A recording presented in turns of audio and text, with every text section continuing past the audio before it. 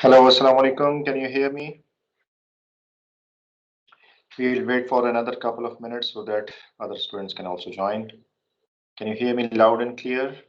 Walaikum salam. We can hear you. Okay, good.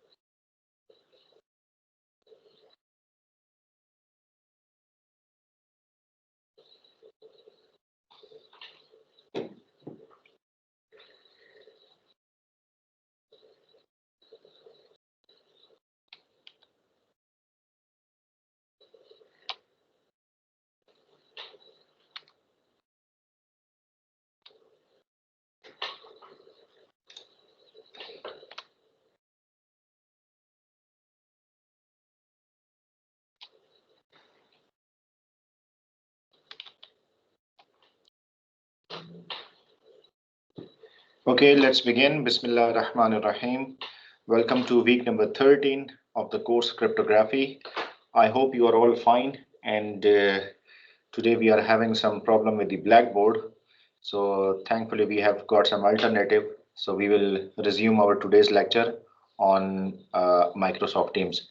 I am recording this lecture, and once more, if you can please hear me, please state so that I can formally start today's lecture.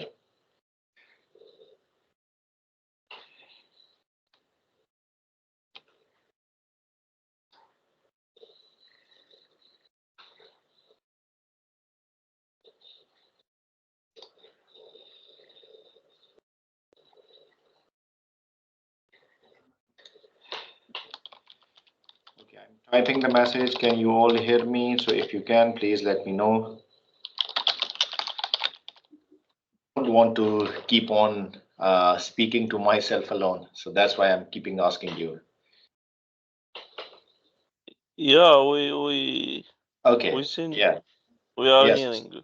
Yes, Hussein, you're always the most responsive one. You respond always first. Okay, that's good. So I think we have 7 students. So let's begin. So today we will be continuing our discussion on some other topics of the course. By the way, you would be uh, expecting that how this course is going to finish. So we are almost at the end of the course. This week we will finish some topics related to the pretty good privacy PGP and some of the other contents. Let's start. And meanwhile, if you have questions, feel free to raise your hand or turn on your mic and ask your questions. So the aim is to finish some new contents. Before I formally start today's lecture, there is some revisions and recall. Okay, in last week, we have started our discussion on link encryption and end-to-end encryption. We need both of them. The link is encrypted. For example, a router is connected to another router. So cryptographic encryption is needed here as well. And the end-to-end encryption, that is from the sender node to the destination node, receiver node, and in between there are maybe tens of devices. So the end-to-end encryption also needs to be carried out. We talked about the secure socket layer. Apart from the application layer protocols such as HTTPS and TFTP, there is secure socket layer which provides additional layer of security, and it is supposedly between the application layer and the transport layer. And then we have got the secure version of the transport layer, which is TLS. So some warm-up questions. Can anybody tell me why we need both the link encryption and end-to-end encryption? If you have one lock that is working fine, why would you go for two locks?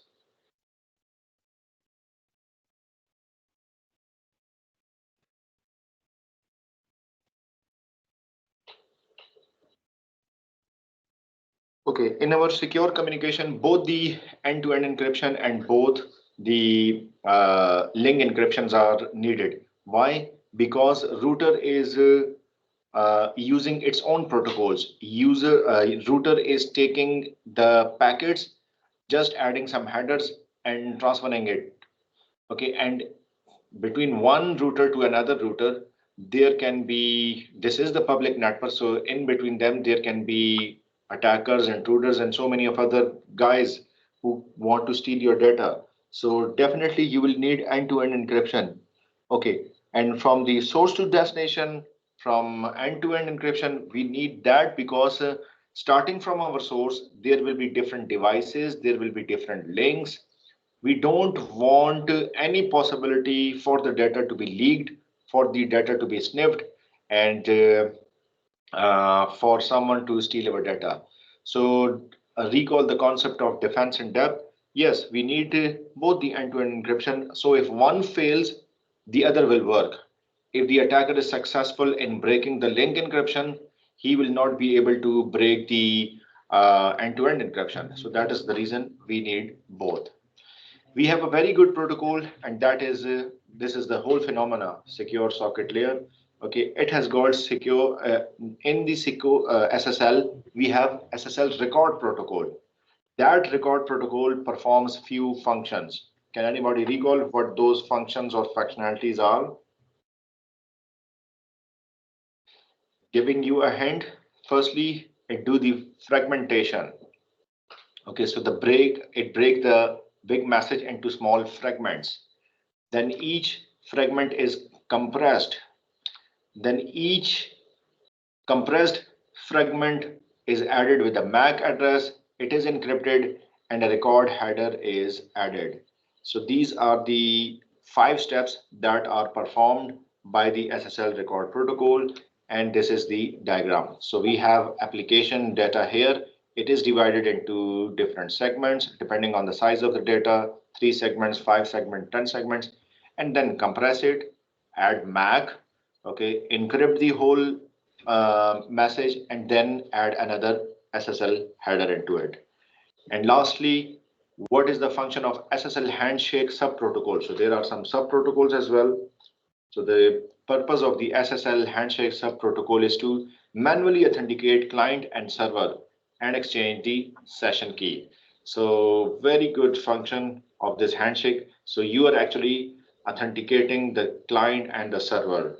It is for the establishment of new session, and for example, if there was some previous session, the handshake will this handshake subprotocol can also use that.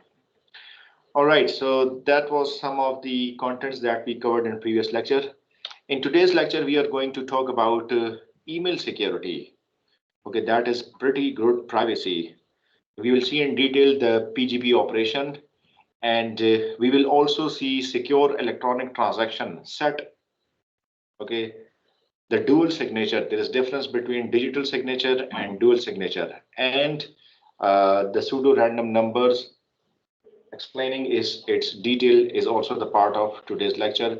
And lastly, I'll spare some time for discussion on project and assignment. So let's begin with the secure electronic transaction first. Yes, someone's mic is on. If you have question, feel free to ask.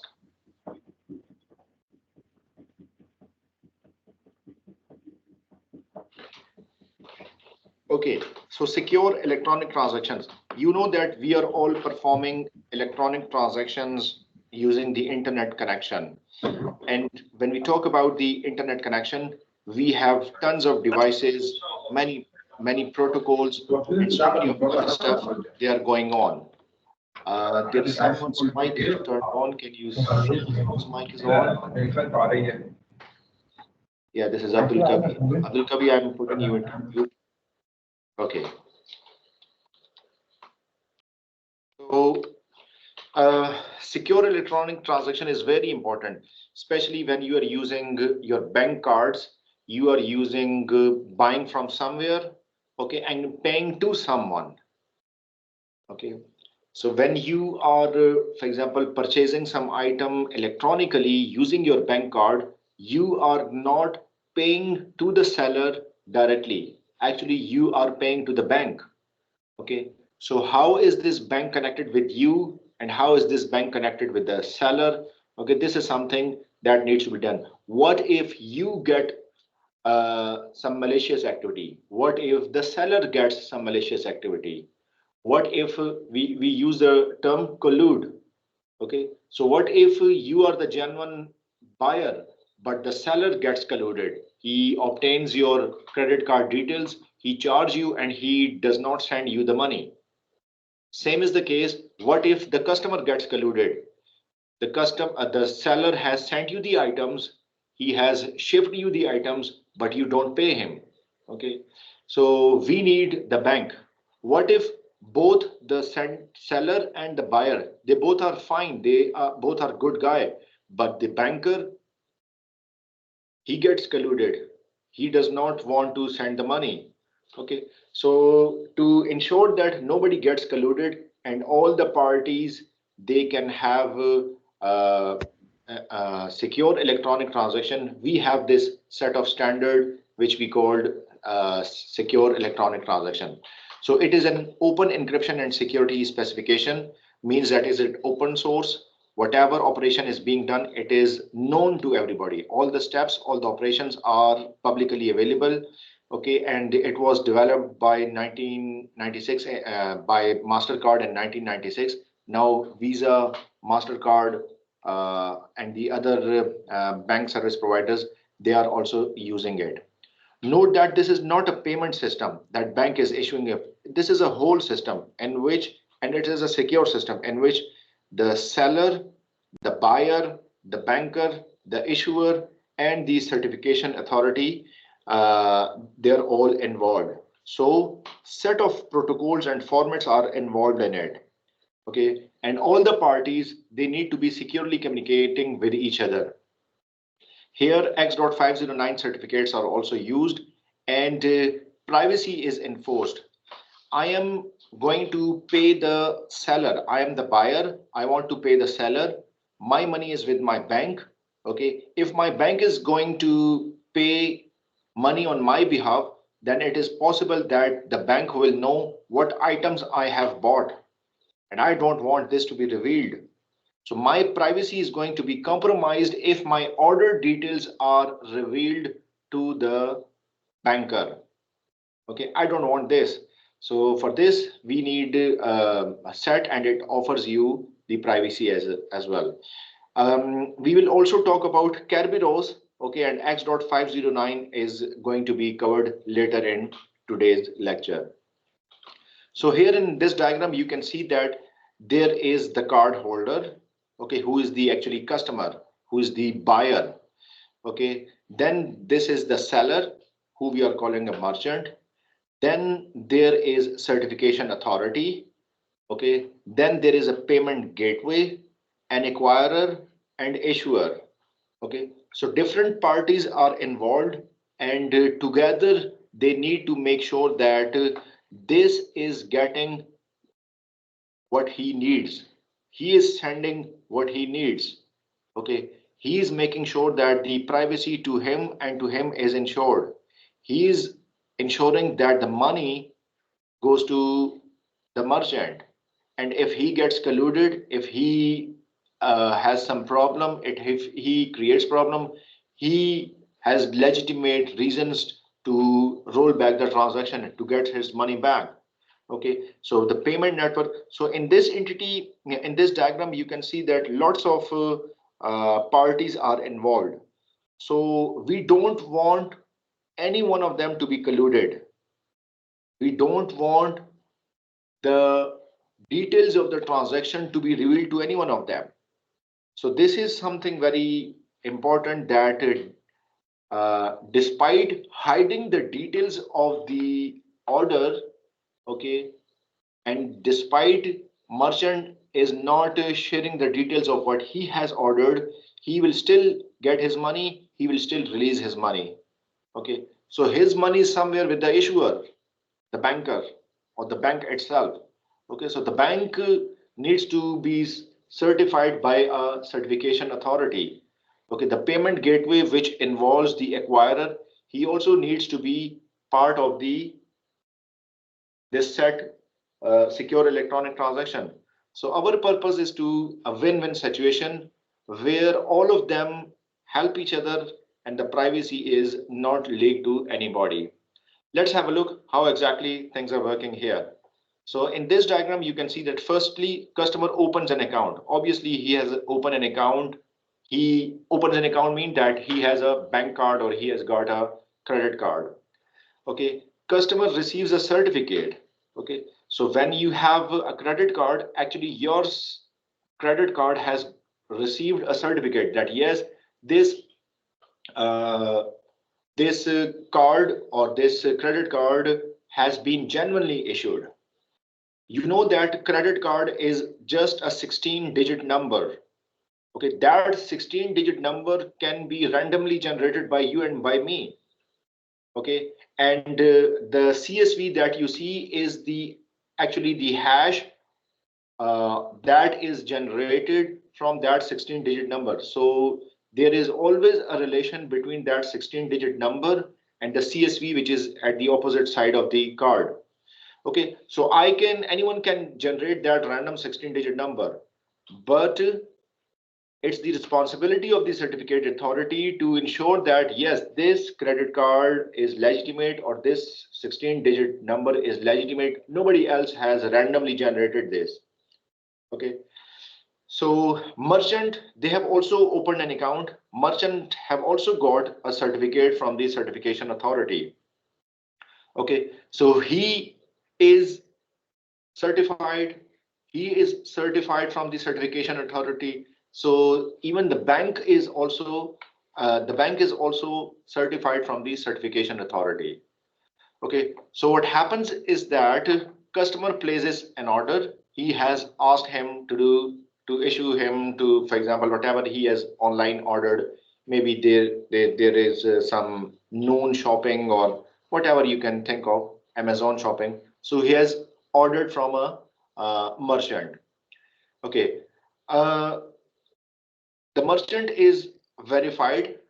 Merchant sees that okay, he has ordered these items and I have these items in my stocks.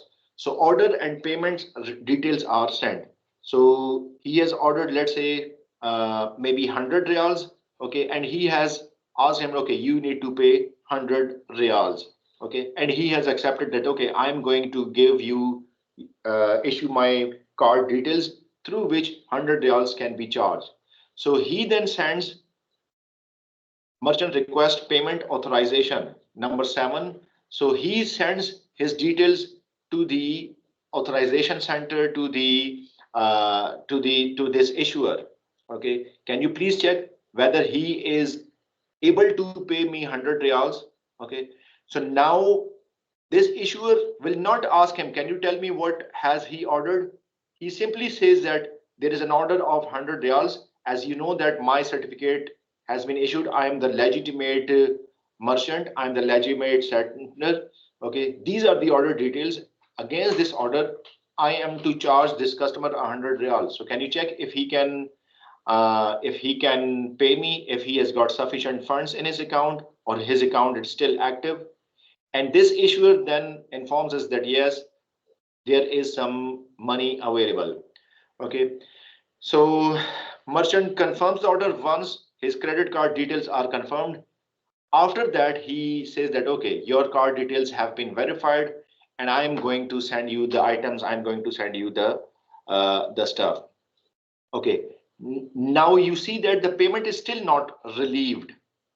The payment will only be relieved if he sends them back the information that yes, thank you, you have confirmed me that the bank card is genuine. Now I have confirmed the order, I am going to ship it, or I have already shipped it. Can you please release me this money? And the merchant requests the payment gateway, which is also connected with the issuer, that yes, this order has been confirmed. Now it's my right to get my 100 real. And this payment gateway, after confirming this bank, will release the money to him. So as you can see that different entities are involved in this whole process, and the privacy has been achieved. In some cases, for example, this customer has provided the details that, okay, relieve 100 real from my account to his account. Okay. But the bank holds this money for 3 days. In some cases, 3 days. In some cases, it can be more than 3 days. For international transaction, it can be sometime 5 days. Okay. Why? This is for another level of safety, that if the merchant gets colluded, initially he was legitimate. Initially he had a certificate when he verified. But what if when he sent him the details after confirming that yes, he can pay, he gets colluded? So he will hold the money for 5 days. That is his grace period. His grace period means that in 5 days, if he changes the mind, if he comes to know something about him, or in 5 days, if he didn't receive the order, okay, so what he will do is that he will send a request to the issuer that please cancel my order. I don't want this money to be deposited in his account. So he has hold his money for 5 days. If this issuer does not hear anything from this customer for 5 days, he will release the money to him. Okay, if he complains for something, he will hold the money, he will not send him the money, and will perhaps put the money back into his account, or will not charge his card. Okay, so based on this thing, you can see that the process has got different entities, and each one is still communicating with each other, but still they are uh, privately communicating, and nobody knows that what has he ordered, how much money he has got, what is his bank details. So his credit card details are not revealed to him. Okay, his account details are not revealed to him. Okay, so this is very good secure electronic transaction, and this is actually widely being used in today's world. There can be different diagrams which you can see, which will define and explain this process. Okay, now let's have a look on some more details. So firstly, there is dual signature. What happens is that the dual signature has got two things into it: order information and payment information. So the order information will go for the merchant.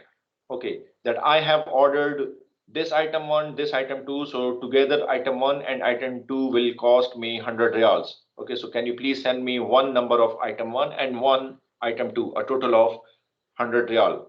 Okay, and then there is payment information, which he is going to send to the bank, that okay, please charge my bank card for 100 reals.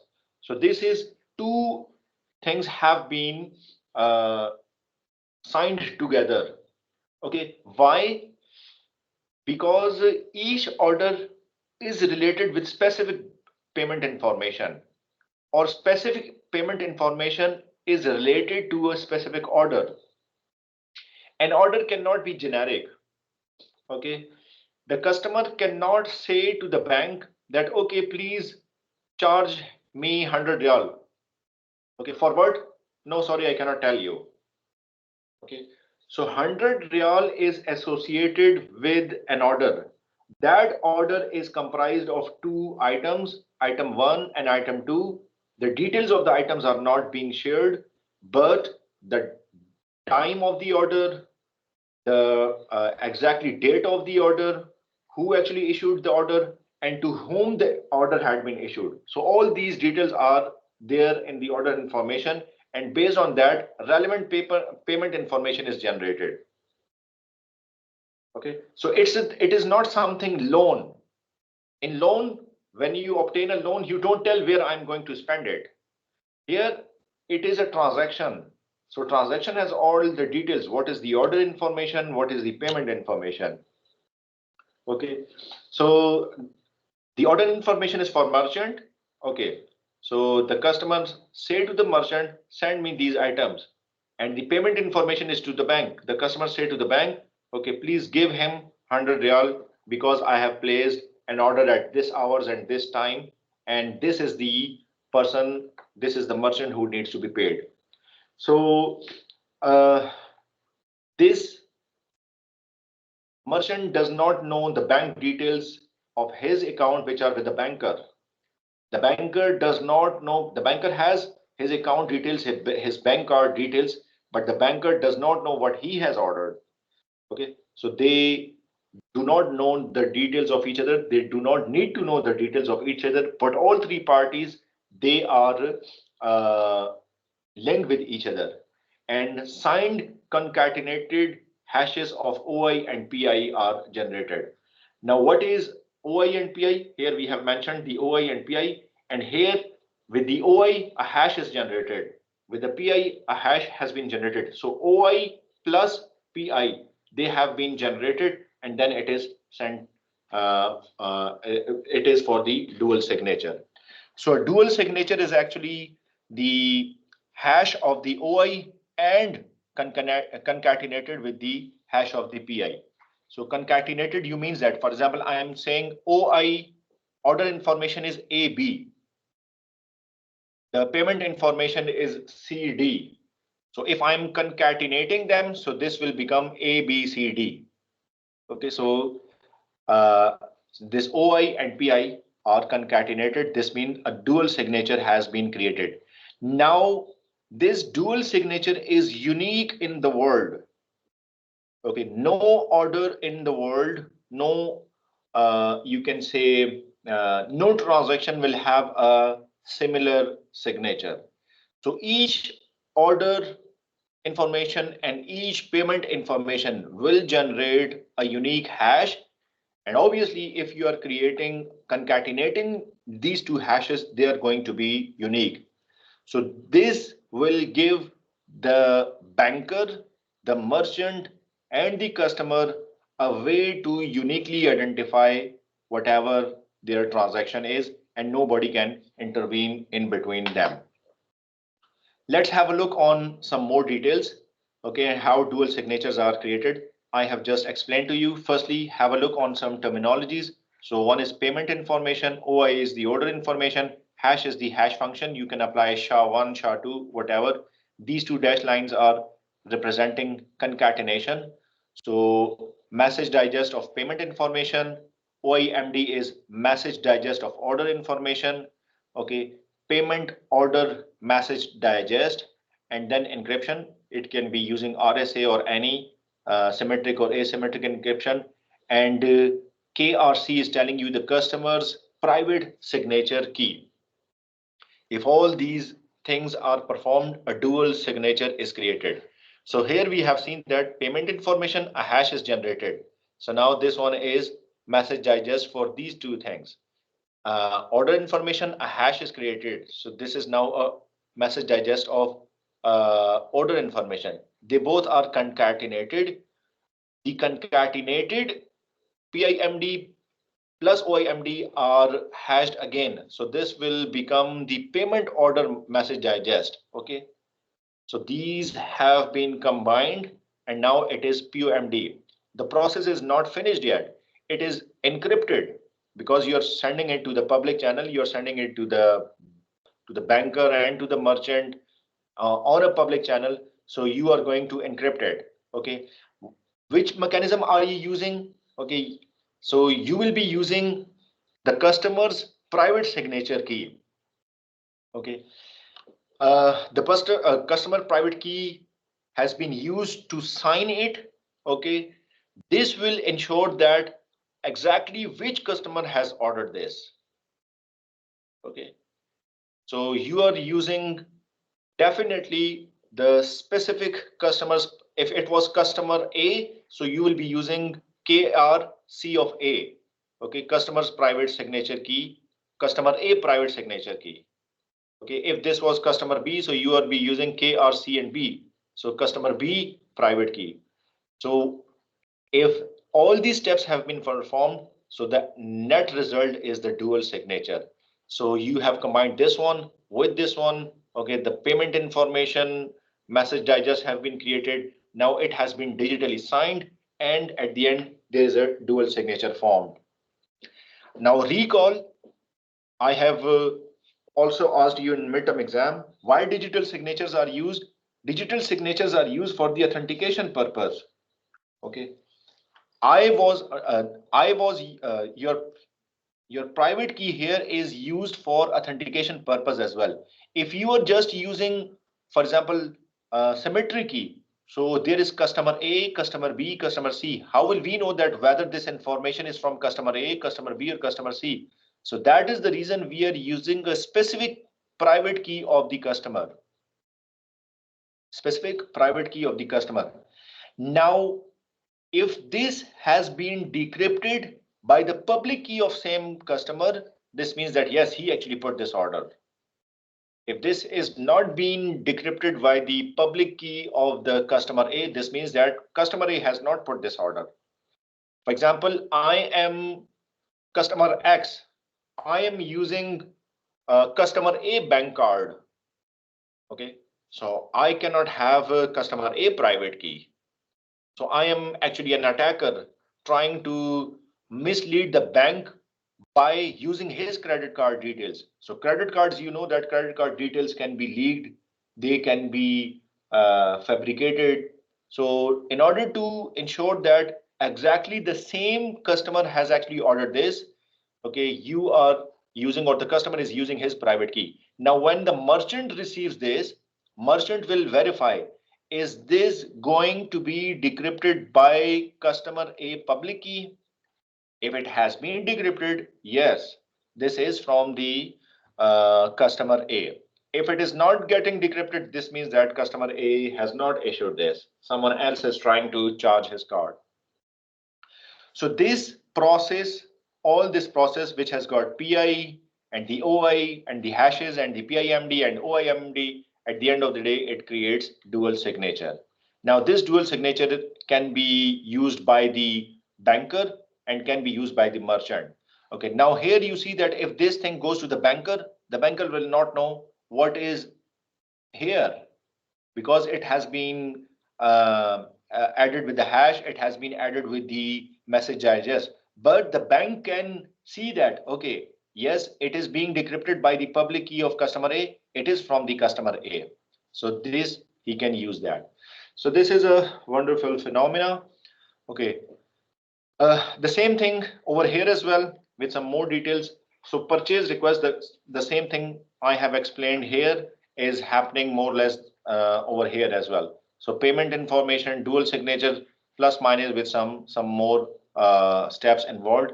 I'll skip this and I'll tell you how the merchant sees this. Okay, so the merchant has received the message. Okay, in that message, there is order information, there is order information message digest, there is payment information message digest, there is hash function, okay, there is some encryption use, and the customer key signature. So now here you can see that he has received this thing. Okay, he is going to perform few things. Okay, he is going to see what has actually been ordered. Okay, what has been the OIMD, again hash, and he will compare two values. So something is coming from here which he has generated, a value has been here, and something has been coming from here. Okay, decryption has been done, public key of the customer A has been performed.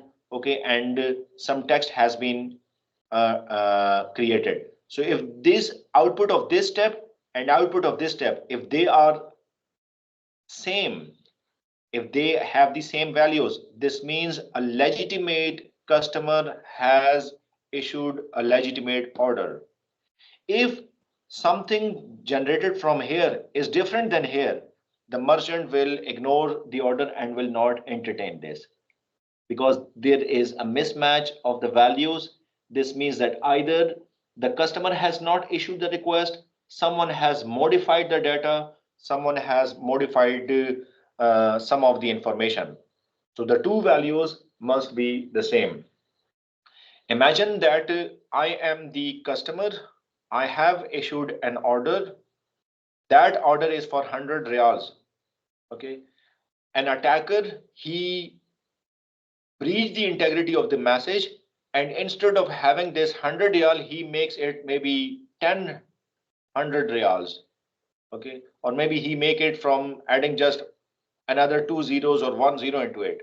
Now bank details are correct, order details are correct, only the number of order has been increased. So initially I ordered one item for 100 real, he has made this one order of 100 reals, he has made 10 ordered each of 100 real. So the order information has been changed. So message integrity has been modified.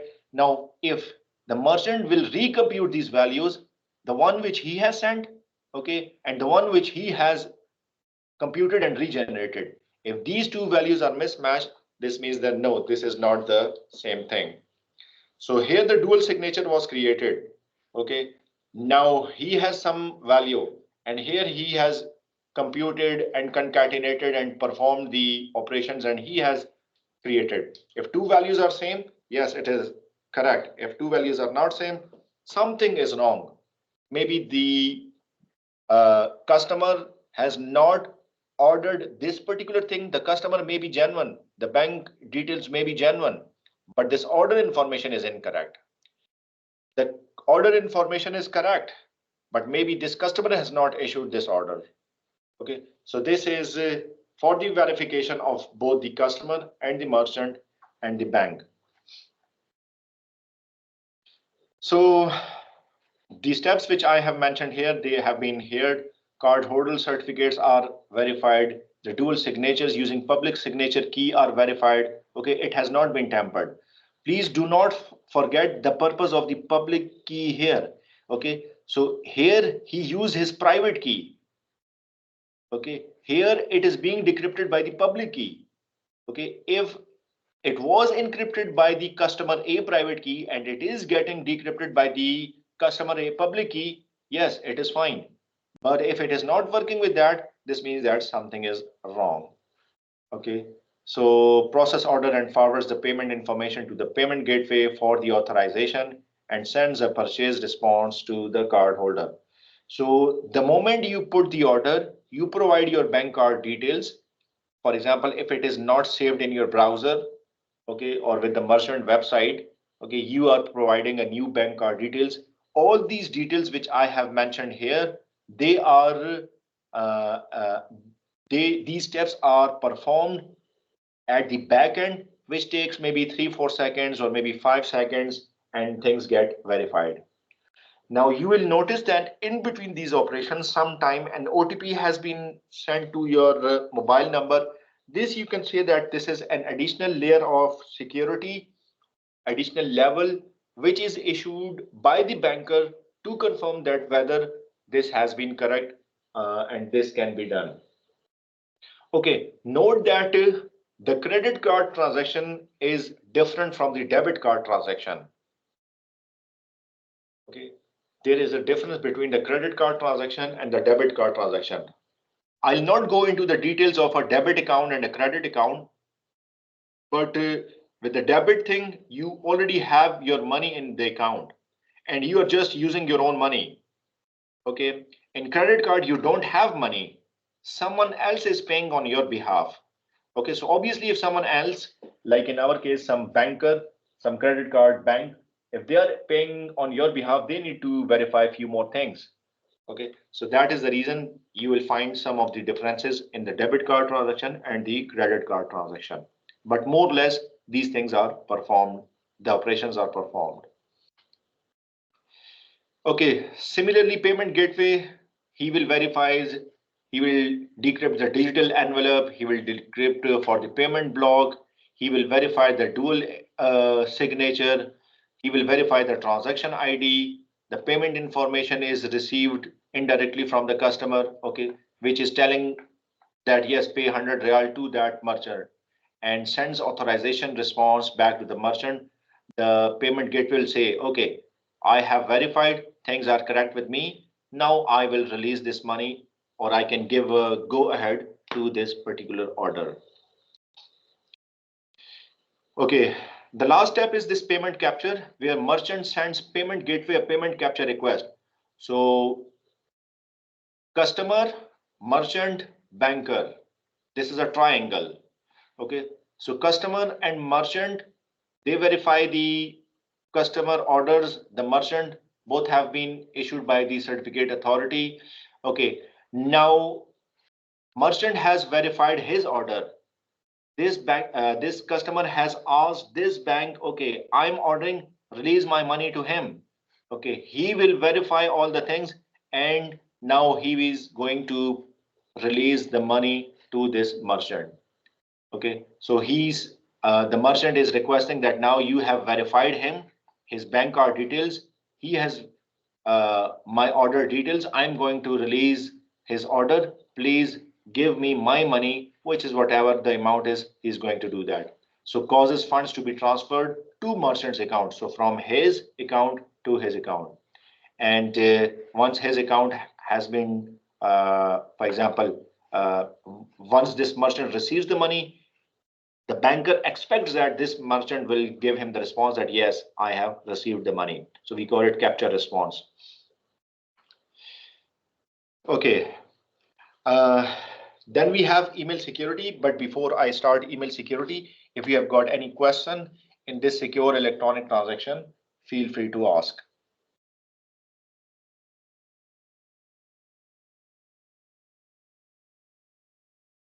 No, doctor, but if you have just share the slide so we can follow back and forth during the lecture.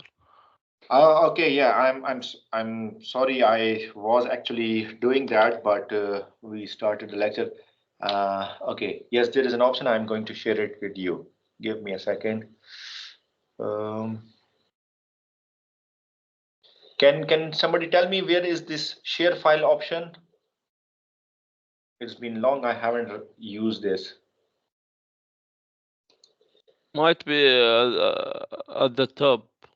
There is an option for more. Yes, I can Actually, see we are. more settings. It used to be in the more, but It used to be a chat section, but it's not appear to us. Maybe disabled by you. yes, there is some attachment option and attach. Yeah, I'll do that. You are the only one can access it. Okay, yeah. So I have got it. Let me share this with you.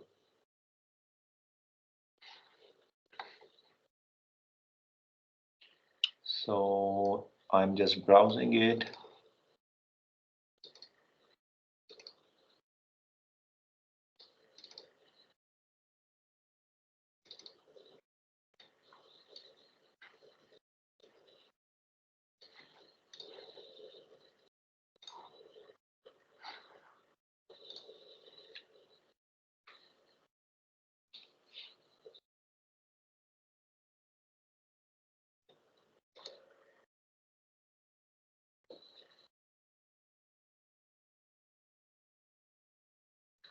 Okay, it has been sent.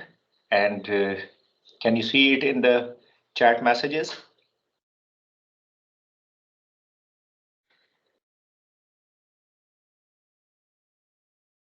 We don't have chat messages.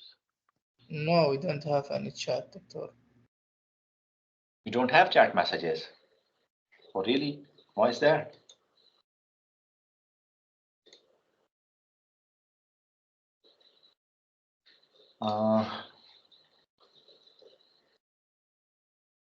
Can somebody tell me how should I enable this chat from my side so that you can also see this?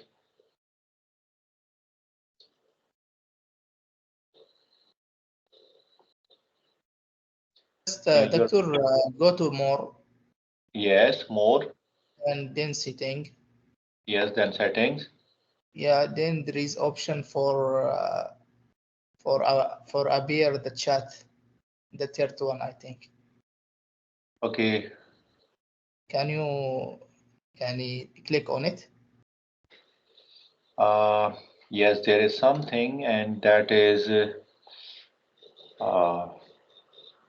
Let me do it again. More.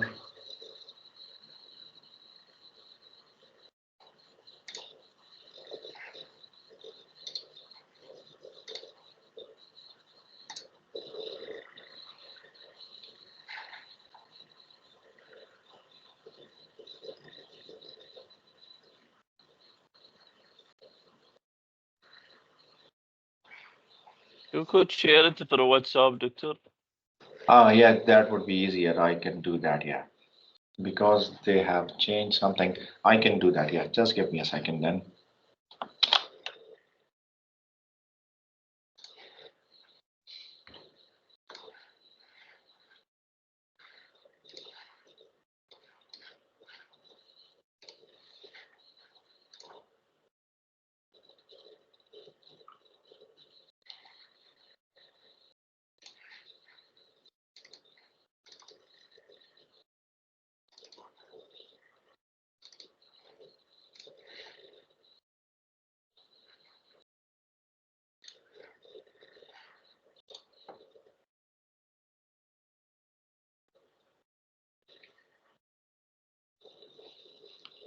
Okay, it has been sent in your WhatsApp group.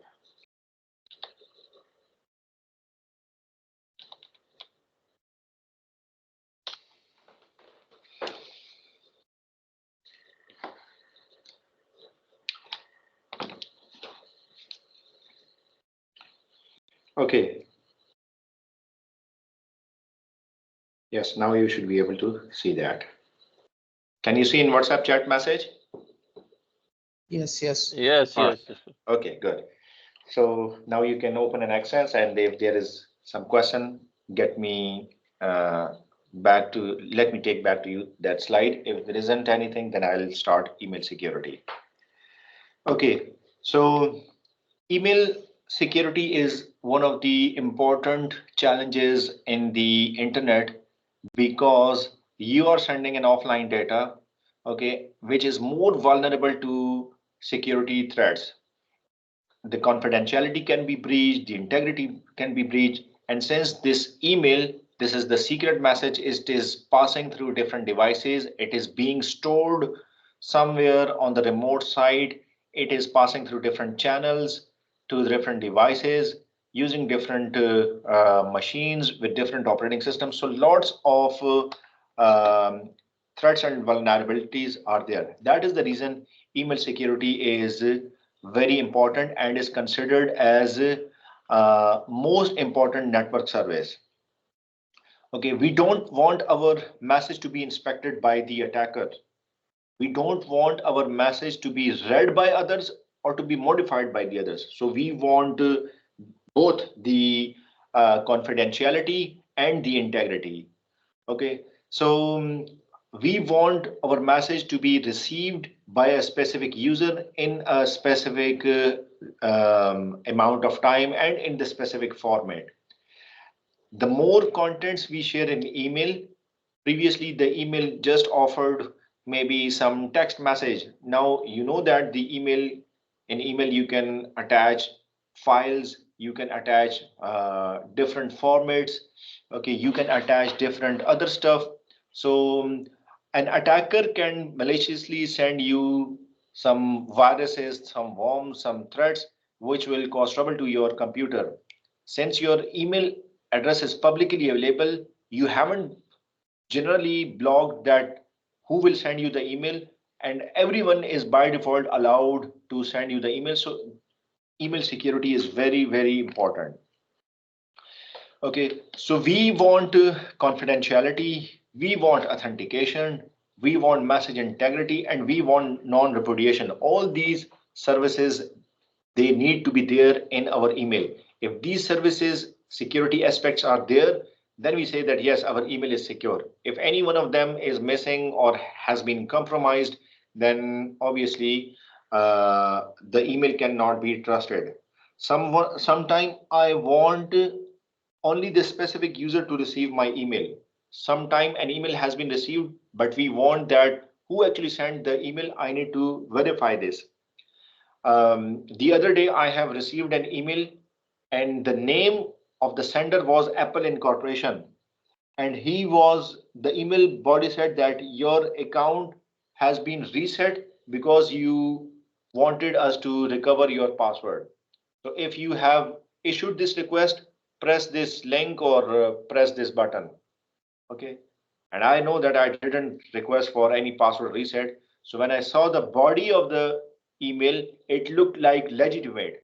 But when I saw the sender of the email was sent not from the Apple Incorporation. It was sent by somewhere, uh, an email address which was, let's say, very difficult to read, or some bogus or some fake email address. So this is very, very important. You know that there are company secrets, there are trade secrets, there are military details, government offices. We are all using email. So a compromise of security on email can cause huge trouble. That is the reason email security is very, very important. Okay, so what you do, we have a mechanism which is called PGP, pretty good privacy. Pretty good privacy is a cryptographic computer program that offers privacy and authentication. Generally, it is for any data communication, but this PGP is modified and is used in email as well. So this PGP was offered, or it was, you can say, invented by this person, Phil Zimmerman. Okay, and he offered a mechanism in which he provided the confidentiality and authentication to all these services that are being done on the internet data communication, such as email, such as file storage, and some other stuff. So when you are using public channel, when you are using some remote storage, you will need a mechanism which can offer not only privacy but authentication as well. So PGP is something that performs both these functions. So thanks to this Phil Zimmerman, he has actually done a pretty good job by inventing this pretty good privacy. Okay, what does PGP offers us?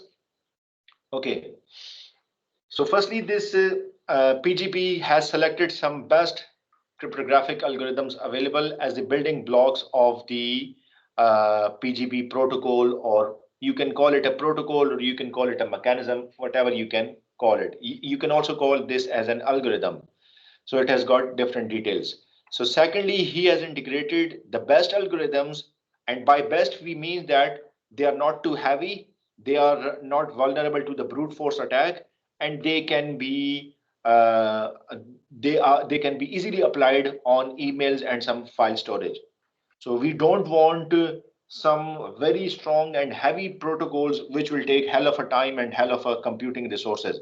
So reasonable, okay, reasonable cryptographic algorithms are used which make this PGP as working. So the good thing about the PGP is that reasonable algorithms have been used. The second is that it has been developed, this PGP algorithm has been developed, which is independent of the operating system and the processor. So it is a hardware independent program. You can run it on Windows, you can run it on Linux, you can run it on Solaris operating system, you can run it on even some Android devices, some iOS devices. So that is another very good feature of the PGP, that it is device independent. You being the computer science students, you know that making something, a program which is device independent is the very difficult task. It's not easy. Okay, if I say you that you need to construct a building and the building will be used for hospital, okay, that is fine. You know that you are going to construct a hospital building. If I say you that you need to construct a building that will be used for a school or for a college, okay, that's fine. You know that what to be incorporated. Similarly, if I say to you that, okay, you need to construct a building where people can live, okay, you know what are the specifications. But if I say you that you need to construct a building which can work as both a hospital, a school, and a home, now constructing a building that is generic and that is applicable to all three areas, it is not easy. So in computers, if we are creating a program for Windows, for iOS, for some specific device and operating system, it is easy. But if we are making a program that is able to run on different hardware and softwares, it is not easy. So why PGP is very famous? Because it can be run on any operating system with any hardware details. So this is the very good feature of the PGP. Okay, the third thing is that um, it is freely available. The source code, the documentation, the way it works, okay, it is freely available, and there is no suspicion about this PGP. Okay, it is not a black box which you are unaware that what's going inside. So the algorithmic details, the cryptographic details, all these details are available. So if you want to see how things are working, you can. Now recall to the concept of the cryptography. Our purpose is not to hide the algorithm. Our purpose is to hide the key. The purpose is to hide the secret message. So the algorithms are public, okay, and we want our keys to be secret because key is the only thing which will either reveal the message to the genuine receiver, or if it is leaked, it will be relieved to the attacker. So the another good feature about PGP is that it is open source. The algorithmic details have been made available, and anyone can review it. People have actually reviewed it. People have actually launched, you can say, some ethical hacking has been done on the PGP, and they found the PGP to be resilient against any types of threats and vulnerabilities. Okay. PGP entered into an agreement with the company, and since this was open source, later on it was signed and contracted by this Wirecrypt. Okay, now this Wirecrypt company is called Network Associates. So a commercial version of PGP is also available. So if it's up to me if I want to go for the commercial version of the PGP or I want to go for the open source version of the PGP. But some companies they go for the commercial version because this is you can say it is maybe patented, or it is if something goes wrong they can sue the company as well. Okay, so the company gives you another level of satisfaction. That is the reason some people go for the commercial version. Okay, there are different reasons for the PGP to become famous. I have already explained to you. Some more reasons are that it is freely available and can run on different platforms, Macintosh, Solaris, Windows, even now on Android and iOS. Okay, it is using those algorithms which have actually been already tested, like RSA. Are you in doubt with RSA? Okay, RSA is a wonderful algorithm that has got no doubt about its security. We say that even if all the computers on the face of the world, if they are collected, they start performing the computation all together, okay, it will take 100 years for an RSA encrypted text to be decrypted. So And this was for the 1024 bit of RSA encryption. Now they're using 2048 bit of encryption. This will take maybe even quantum computers to take hell of a time. So if these algorithms have already been tested, okay, so this means that the PGP is already tested and already secure. Okay, so it also uses this SHA-1 and other hashing schemes. They're also used. Third reason is that wide range of applicability, different companies, corporations, they're all using it, and it can be used at an individual level and it can be used at the commercial level. Individual level mean that if I am creating an email program for myself, I can use it. Commercial level mean if Microsoft wants to create its email services, so Microsoft can use it. Similarly, there are other service providers like Yahoo or like other Gmail, they're also using it. So it is widely being accepted, widely being used from individual level to the corporate level. Everyone is using. Since it is open source, not used by any government or any standardizing body, that is the reason this PGP is more attractive. And now it has been become a standard, and that is this mail extension. We call it SIME secure mail. We have got a formal version of this PGP, which is widely being used. We are also going to cover this MIME in today's lecture as well. So these are the few reasons why we use PGP. Okay, before we start having a look on the PGP, let's have a look on some of the notations that are going to be used in next slides. So first one is K of S, as the name indicates, it is the session key. Okay, then PR of A, private key of user A. PU of A, public key of user A. EP, public key encryption. Okay, DP, public key decryption.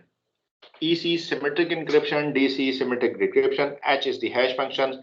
This double sign is used for concatenation. Z is for zip, and R64 is the conversion to radix 64. Okay, do you know what is radix 64? Have you heard about radix 64? No, doctor. No, Okay. Doctor, I don't have any idea. Okay, radix 64 is an encoding scheme that allows binary data in octets to be expressed as printable characters. We know that the computers only understand ASCII. Okay, ASCII characters or binary. So that binary characters cannot be printed, cannot be used in our browsers, cannot be used in our agents. Okay, so RX64 is actually used, which translates or which expresses this ASCII characters into your printable characters. So it is a encoding scheme. So radix64 is used. So PGP also uses R64. Okay, so let's see. So PGP gives you authentication. PG gives you confidentiality and authentication, and it gives you both the compression and the authentication as well. So let's have a look. So authentication, confidentiality, both the authentication and confidentiality. So our first purpose is to authenticate authentication. So see what's going on here. Here is the message, then a hash function is generated. Okay, hash of the message is created. Then your public key encryption of the user A is performed. It is then concatenated with the message, and then it is compressed. Now this compressed message is sent. Now this is our public channel. On the receiver side, it is firstly decompressed. Okay, some this public key decryption is performed since he has used his private key. So here the public key of user A is being used. So here you can see that private key of user A has been used. It can only be decrypted by the public key of user A. So relate this thing, private key of user A, and here public key of user A. So it will be decrypted. And similarly here you have message and then hash.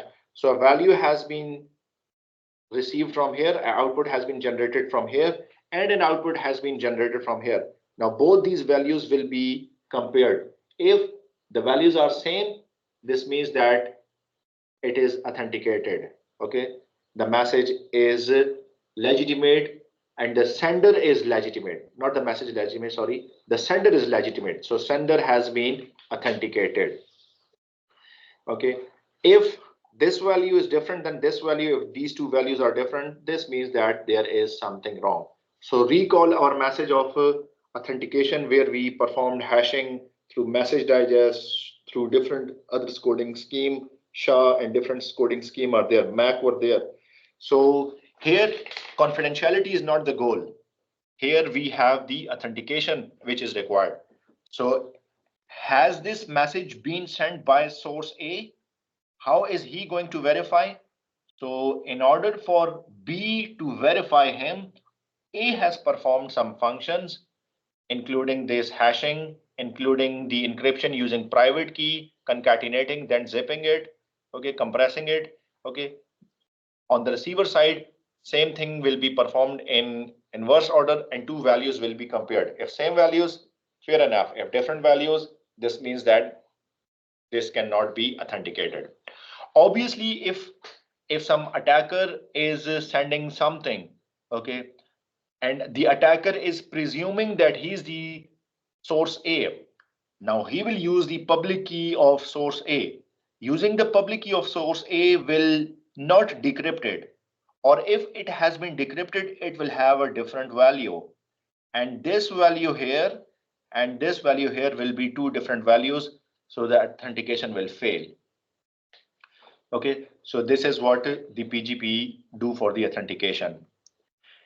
Now the second is that if I want confidentiality, okay, if I want confidentiality, now the authentication has been done in a different algorithm in a different way. Now I am looking for confidentiality.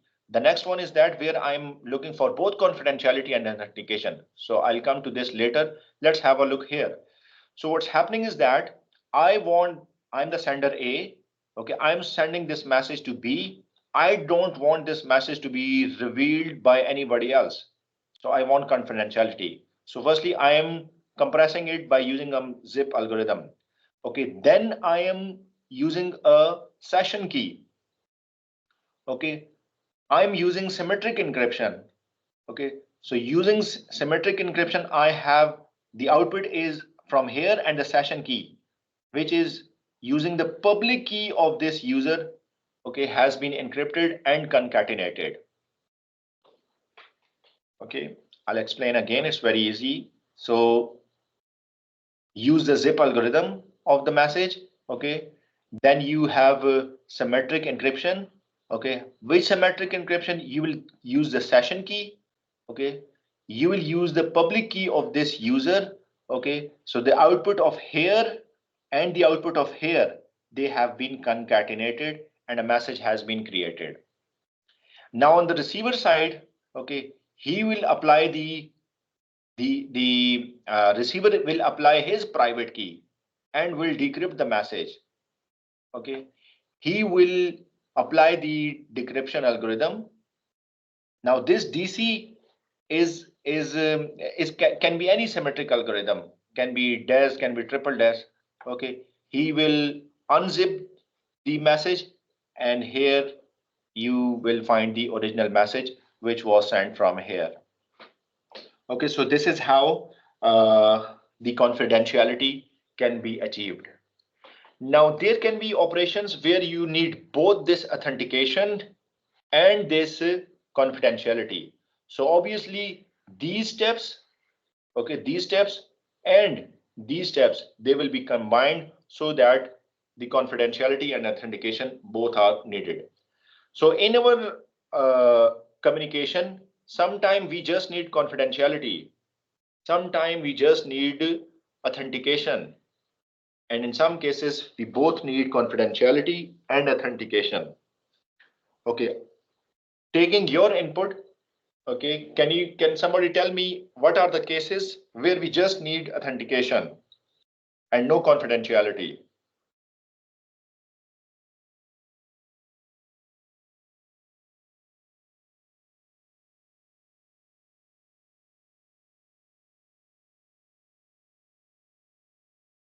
During the email, you mean, Doctor?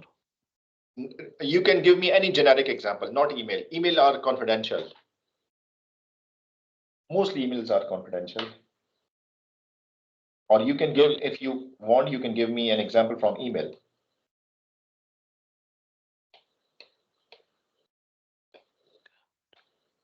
A normal message, if it's a hello message, I don't need the confidentiality. I need to authenticate that the hello message from the person I trust.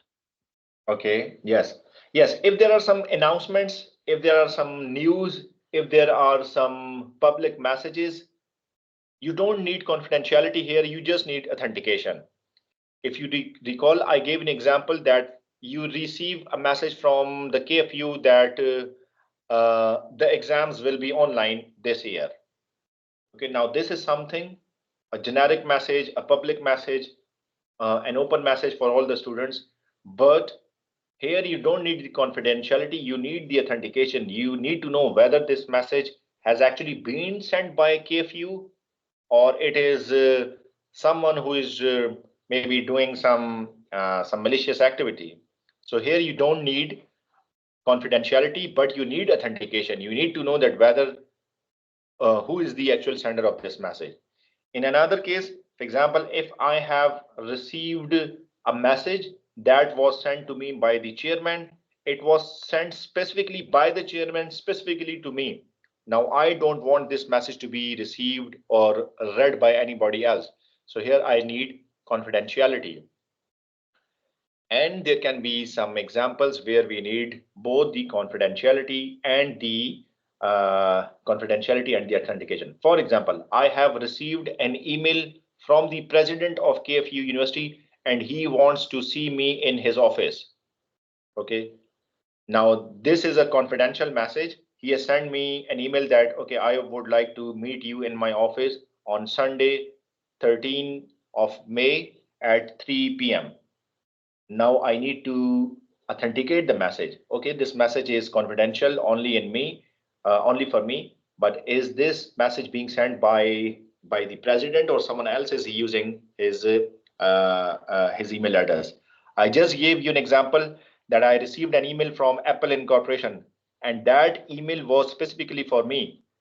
So before clicking any link, I need to verify whether this message is from Apple Incorporation or somebody else is using this. So we have different cases. Sometimes we need confidentiality, sometimes we need authentication, sometimes we need both. So if we need both, let's have a look on how things are working here. So here you will have a message, you will create its hash, then you will apply the private key of the user A and you will encrypt the message. Okay, public encryption has been used, the private key of user A has been used, and the message has been encrypted. Okay, the output of this one and the original message is concatenated, is zipped, and then you see here we have performed this particular thing. Okay, so this thing is being performed here. Okay, this thing has performed here.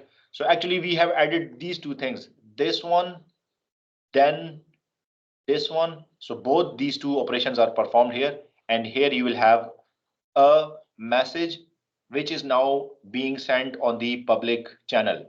Now the receiver will receive it. He'll first decrypt it by using his private key. Okay, then the same decryption will be used. Then it will be inversed. Once this has been revealed, then you will firstly you are decrypting it. Once decrypting it, then you will authenticate it. Okay, so for the authentication, you will use the private key or the public key of user A. Okay, and then you will compare two values. Up till here, if you don't want to authenticate him, you have already received the message. But if you want to authentication along with the confidentiality, yes, you will do this. You will compare these values. So here, this is the step where you will decide whether to trust this message or to discard this message.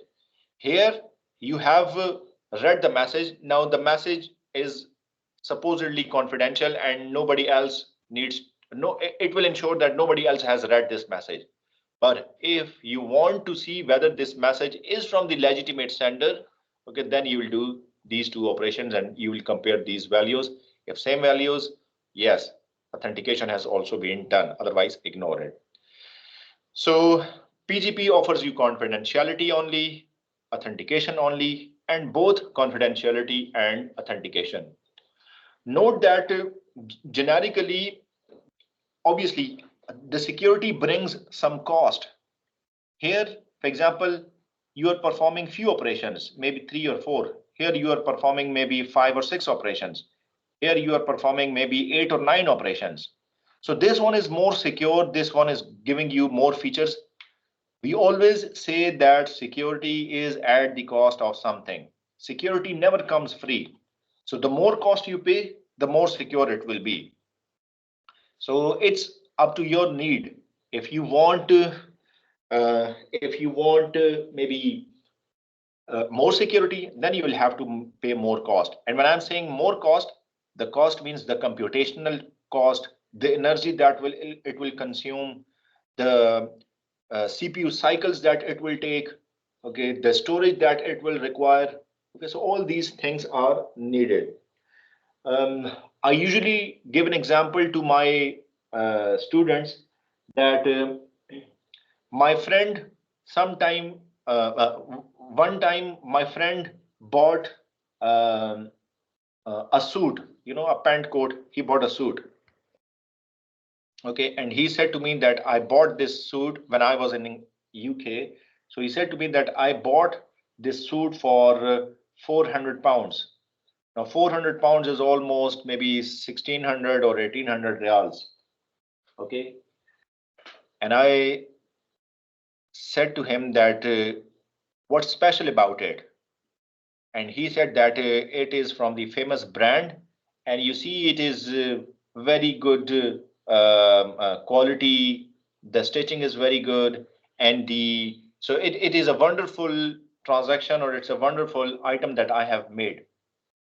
And I said to him that, okay, yes, you have got a beautiful suit, but are you ignoring the cost that you have paid? You have paid 1600 or maybe 400 pounds. Okay, while a very good or a similar suit can be bought for 100 pounds. So you have paid 4 times extra money on maybe you can say a little better than the existing one. So if you have obtained one thing, obviously you have lost the other thing. So when the same thing applies in the security, if you say that, okay, I have obtained extensive security or maximum security, note that this maximum or extreme security will not come on a single level or applying a single algorithm. You will have to do multiple levels. You have to buy multiple devices. You have to apply different algorithms. You have to have special people to configure it. Sometimes you will have to pay the licensing. So that extreme security, that extra security is always at the cost of something. So depending on the company, sometime, yes, the companies can afford extra cost. Big giants like Amazon, eBay, Gmail, they can afford big company, a big budget on bringing the security in. But small companies, they cannot spend most of their budget on the security. Imagine that I am a small company with the worth of, let's say, 50,000 or maybe 100,000 real. Okay, the security, if I want to bring it, it will cost maybe 20,000 or 30,000 real. Okay, and I'll say my net profits are not 20%. So I'm not going to invest maybe 20% of my profits to just ensure that things get all right. Okay, if I lose, I will lose it. Okay, so anyways, this is not the discussion here, but I just want to bring your attention to the point that we have previously discussed, that there is always a trade-off between the cost, between the ease of use and the security that you get. So if you are paying more cost, you will get more security. If you are getting more security, then there will be inconvenient. So imagine all these operations are performed on a smart device. Okay, so this will drain the battery.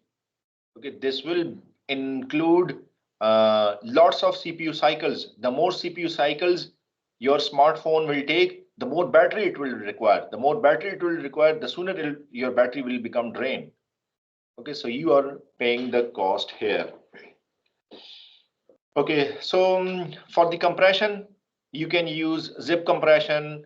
Okay, why PGP compresses message? It is important because store uncompressed messaging and sending it. If you are not compressing it, it becomes vulnerable to the attacks. So first you compress it, then you add signature. Okay, another thing is that this compression is non-deterministic. Now, who is going to tell me what does this mean? Compression is non-deterministic.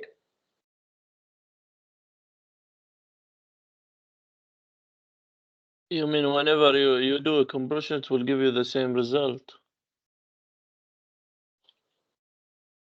It will give you the same result or it will not give you the same result? No, not the same, the other one. Okay. You see, I have some text. I'm compressing it. So this compressed message, okay, is going to be non-deterministic. Next time somebody it's been unique. It will be unique, yes. Next time somebody else is compressing it, okay, he will not have the same output as I have got. Okay, the third person compress it, he will be getting a different value, a different output of the compression. So the output of the compression will never be the same. So it is non-deterministic. You never know that what is the pattern. Deterministic means we can expect the pattern. Non-deterministic means we will never judge the pattern. It will never be the same. It will always be random. Okay, it will always be random. So think of previous lecture where we discussed that we have random numbers and then we have pseudo random numbers. So some values are deterministic, some values are non-deterministic. Okay, so can you give me another example of deterministic? What is that in your mind is deterministic and some other values or example that is non-deterministic? A true random number, it's deterministic. Okay, yeah. Okay, give me an example. For example, I say that select a random number between 1 and 1000. It is going to be deterministic or non-deterministic? Deterministic, because we have a limit of randomness number. Yes, exactly. So this is deterministic. So you know at least the range, though the number will be random, but you know that, okay, the number is going to be from 1 to 1000. It's not going to be beyond that. So it is deterministic. What is non-deterministic? Can you give me some example? Other than Hussein, who will give me the example? Give me any example of non-deterministic values. Can be any natural phenomena, can be anything.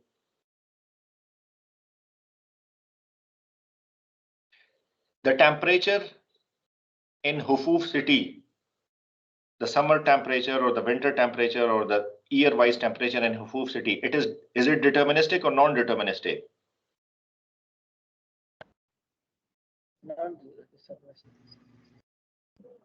Okay, the temperature degrees in Hufuf city is deterministic. The temperature will not go less than 10 degrees and will not go beyond, let's say, 60 degrees. So you have deterministic. Non-deterministic, okay, for example, the way clouds are spread over the sky, it is non-deterministic. They will never follow a pattern. Okay, the sound, the sand particles that come through the waves, they are not deterministic. They will never follow a similar pattern. Okay, so sometime you have deterministic values, sometime you have non-deterministic value. So this compression is non-deterministic. You never know that the same output will be generated for somebody else who is doing the same compression. So that is the reason PGP uses compression. Okay, email compatibility. So PGP offers compatibility, and this is something we have explained previously, that the good thing about email is it is compatible since it is device and hardware or software or operating system independent. So it will offer you the compatibility. Okay, it uses this Radix 64 algorithm, which makes it uh, uh, makes it compatible with any hardware, with any software. So very good feature for this. This use the Radix 64. Okay, so this is the summary of how the PGP works, how the sending is done, and how the receiving of the message is done. So you have some file, some data, some email. Depends. Do you need authentication? If yes, you will do this. Or if you don't need the authentication, you will go this. Okay. Do you need confidentiality? Yes, you will perform these functions as we have previously seen. Okay. If you don't need confidentiality, simply use this. Same is the case. Now this is the output. This is the receiver. So the receiver has received this. The receiver will see whether I need to verify the confidentiality or just the authentication. If no confidentiality is required, it will decompress it and it will see the signature.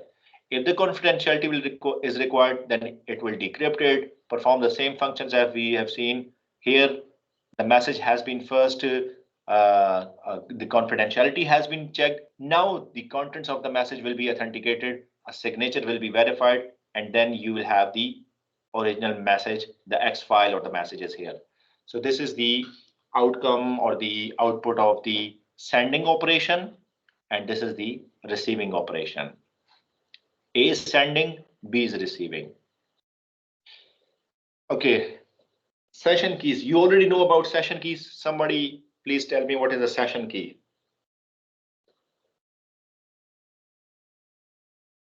Temporary key. Temporary key, okay.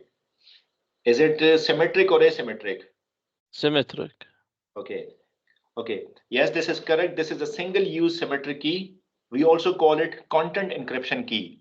Why content encryption key? Because it is specific for a content. It cannot be applied generically.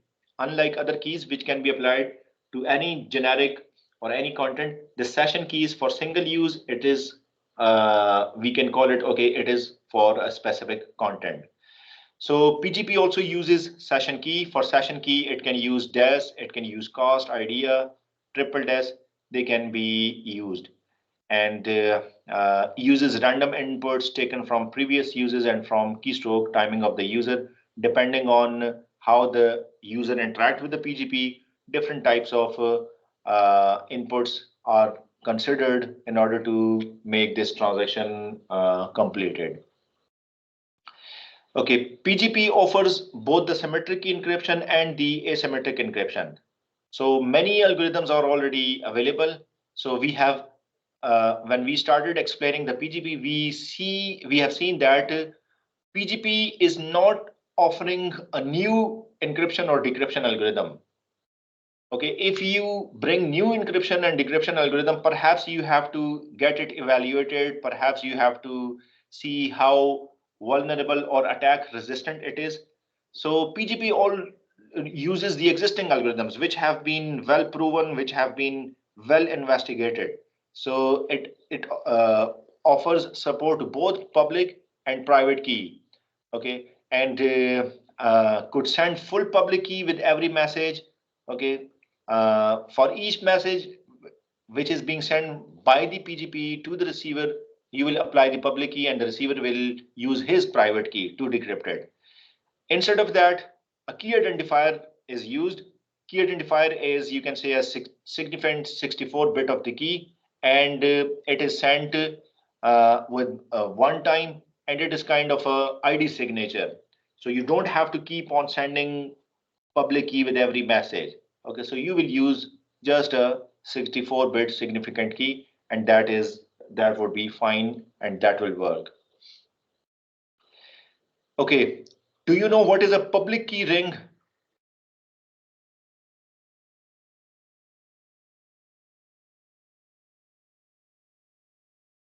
What is a public key ring? No idea, doctor. Okay, When we use asymmetric encryption, so all the users participating in the public key cryptography, they have their public keys available. So the public keys are not spread. This is not like this, that my public key is placed somewhere on one location of the internet and your public key is placed on somewhere on another location of the internet. So they are placed or stored or made available at one location in form of a logical ring. The way we put our keys into a keychain, okay, and that keychain we can take with us or something like that. Similarly, all the public keys, they are combined in a keychain, and that keychain is called key ring. So if 10 people are participating using a public key encryption, so 10 keys will be there using a key ring. If 100 people are participating, 100 of keys are there in the key ring. This was the main advantage of public key cryptography over the private key cryptography, over the symmetric encryption. That in the symmetric encryption, if I'm communicating with the 100 people, I had to store 100 keys. If I'm communicating with A, I'll store a separate key for A. If I'm communicating with B, I'll store the private key of B. So if I'm talking to 100 different people, I'll have to store 100 keys with me. So key management was biggest issue. The public key encryption was there and it solved this management issue. You don't have to store 100 keys. You just have to store your private key. All those 100 public keys will be publicly available in that ring, in that keychain. So this public key rings, PGP key rings are also available. Here, public keys will contain the public keys and the private key will be having the pair of those communication. Private key ring contains the public and private key pairs for this user indexed by the key ID and encrypted key from a hashed passphrase. So I mean that if I am going to communicate with 10 different people using PGP, instead of having one private key applicable to all different conversation, I'll be having 10 private keys, and each key is indexed and each key has been generated using a passphrase. So you can, in other words, you can say that the private key is divided into sub keys. If you are talking to different people, each sub key will be used for a separate communication. So this is another very good feature of the PGP key rings. Okay, message generation. As I've told you that key rings are used in message transmission. Different crypto services are used. Okay, and following steps are performed. Firstly, signing the message, then encrypting the message. We have seen this in previous diagrams as well. So if you want to go for more details, you can have a look over here. If you want to receive the message, okay, so you will do the regex 64, which has been performed by the sender. The same regex 64 will be performed by you, and decrypt, you will decrypt the message. Okay, the same receiver's private key and same steps as we have seen in the diagram, and then authenticating the message. So remember that if you want both the confidentiality and the authentication, always the decryption will be performed first, and then the message will be authenticated. So firstly, you will do the decryption and then the authentication will be performed. Okay, is key management easy or difficult in PGP? The way key management is challenging in private key cryptography, same is the case over here as well. So rather than relying on certificate authorities, with the private key cryptography, we were totally depending on CA. Okay, the key distribution center who was giving us key. Okay, your PGP is itself a CA. Okay, here we have seen that, okay, this thing, their own private key ring will be generated. So instead of asking the certification authority for the keys, okay, still you're having the public and private key. Even you will not need a certification authority if you are using more than one private key. So same private key will be, you can say, divided into different sub keys, and those sub keys will be used. So you have to just maintain your private key ring. Okay, then you can use it. Trust keys have been signed. Trust keys have. Why we are calling it trust key? Because my private key with user A is different than my private key with user B. Though this private key A and private key B have been generated using the main key, private key, but it will give me more trust. It will give me more level of security. Okay, and here is an example. Let's have a look. Okay, if you want to go for the trust model example, okay, there are, you'll see different nodes.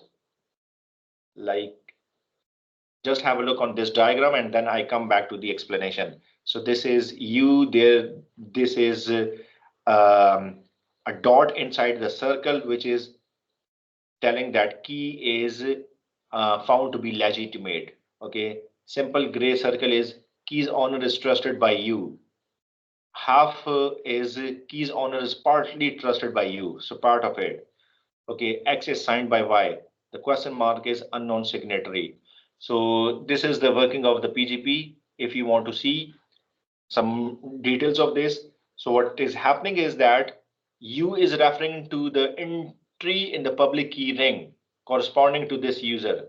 This key is legitimate and the owner trust value is ultimate trust. So this is owner's key, owner's trust. So this is the top level. Now you are verifying others. You are partly verifying others. If you are not familiar with somebody else, this is the unknown signatory. So each one is verifying each other, and ultimately you have developed the trust model of some user. So for example, if we are talking about this one, so this has been verified by this one, and this one has been verified by this one. So finally, you are getting him verified, trusted. So this is how you are uh, building your own network. So if new user wants to come, he cannot come directly to you. He needs to be verified or trusted by somebody else. So he is trusting him. He is trusting him. He is trusting him. And this is how you are reaching it. So think of an example that a new person wants to join the group. If we directly let him connect with our group in one go, then what will happen is that all our private conversation or communication will be exposed to him. If he is a legitimate user, all our conversation is exposed to the legitimate user. But if the user is not legitimate, all our conversation is exposed to this illegitimate user at once. The better phenomena in our example is usually that if you want to bring someone in our group, okay, someone must verify him. Someone must take a guarantee of him. Okay, so you can say that, okay, I am bringing this person into my group. I know that he is a reliable person. I have known to him since this much of time, and let him join our network. So the other people, they know you, they are trusting you. So they will trust your thing and they will say that, okay, since you are trusting him, we can also trust him. So you are indirectly letting this know. So this is how the network expands. For example, here you say that S wants to join, but nobody is has actually verified this S. So S is unable to join. Okay, R is unable to verify somebody else because R is already being verified by N. So this is how you can say that this is how the trust model of your network grows. So instead of directly trusting someone, let it be someone who can guarantee. And it is not necessarily that someone will fully guarantee it. If someone is partly guaranteeing it, okay, that can also work. Maybe the remaining half can be guaranteed by someone else, and this will later become fully guaranteed. So this is what has been explained in this PGP trust model. Okay, so we talked about PGP and its commercial version. This commercial version, the PGP was contracted or signed by the secure multi-purpose internet mail extension. Okay, so this is the commercial version of the PGP. Before I formally start PGP, if you've got any question, feel free to ask.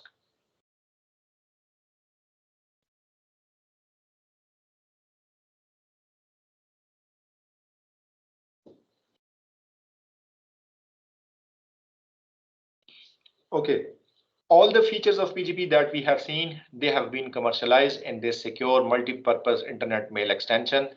As you can see that this is mail extension, this means that this is an extension, this is something that is compatible with all types of platforms, all types of operating system and hardware. So be it your smart devices, tablets, Windows-based or Intel-based computers, laptops, it is compatible. So this is a widely used commercial version. PGP is the basis of this one. So you can say that PGP has been wrapped by this secure multi-purpose internet mail extension. So originally we have this RFC 822A email, which was text only. Then this MIME, this supports different types of contents. Like you can send MP3 files, JPEG files, even Word files. So different types of extensions are also supported by this MIME. This also use your R64, Radix 64, okay, and the same way your PGP gives you enhanced security, MIME also gives you the enhanced security. All your mail agents like Outlook, Mozilla, Mac, they all support this. Okay, what is this mail agent?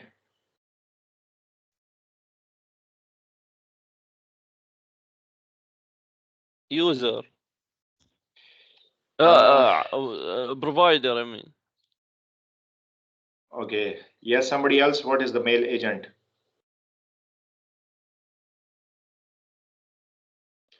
Okay, the mail agent is the software that is installed on the user device to access the email. For example, I have an account in Gmail. One way of checking my Gmail is I open the browser, I write www.gmail.com, give username and password and access my email. Okay, one way is that I have installed an app for Gmail or a desktop application for Gmail, and then I use it. That desktop application is an agent. I use Microsoft Outlook.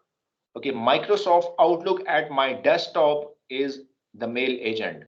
Similarly, the Yahoo Mail application in my smartphone is the mail agent. So the application or the program that helps you connect with the actually the mail server, it is called your mail agent. So using a mail agent is different than using your email through a web browser. So Outlook is a mail agent. Mozilla also offers you a mail agent. Similarly, Mac Mail is for Mac operating system. So this MIME is being supported by different mail agents. Okay, it encrypts the message and associate the key. It signed the data. It cleared the signed data. Okay, it by encoding a message digest and then signed and enveloped the data for the transmission. So these are few of the operations that are performed by your MIME and some cryptographic algorithms. It offer support to both DSS and RSA, SHA-1, MD5, Algemal, RSA, RC2. So lots of supports are there for in this MIME algorithms. MIME messages, again, we have just seen that envelope data, signed data, cleared signed data, registration request, all these operations on the messages, they are performed, they are offered or supported by MIME. Okay, how does this certificate processing work? So in the beginning of the lecture, we have seen that MIME uses X.509 for authentication. What is X.509? We will come to this Kerberos and authentication through Kerberos and X.509. So this is coming after we are done with MIME. So your MIME also uses X.509. X.509 has got some signature. It has got different versions, version 2, 3, 1, 2, 3, 4, 5, different versions of the X.509 have been presented. Okay, so there are different details of the X.509. So I will explain that when I come to the X.509 and Kerberos. Okay, I don't need to tell you about the certificate authority because we already know it. Just one thing to note is that VeriSign. Okay, VeriSign is one of the famous certification authority which offers you these certificates. Okay, so these are some security services that MIME supports: signed receipts, security labels, secure mailing list. So since MIME is working on different platforms, on different hardwares, using different mail agents, using different types of browsers, so security must be enhanced. So it does not only offer you just the secure transmission of the message, but it also verifies that yes, the message has been received securely. So signed receipt are also there. Sometime I have, imagine a case, a scenario where I have sent you a message. The message has not been received by you and it has been received by the attacker. And the attacker is sending me a receipt that yes, I have received the message. I am assuming that sender A has received the message. While sender A has not received the message, instead an attacker has received the message and attacker is fakely sending me acknowledgement. So in order to make sure that the legitimate sender has actually received the message, there is signed received as well.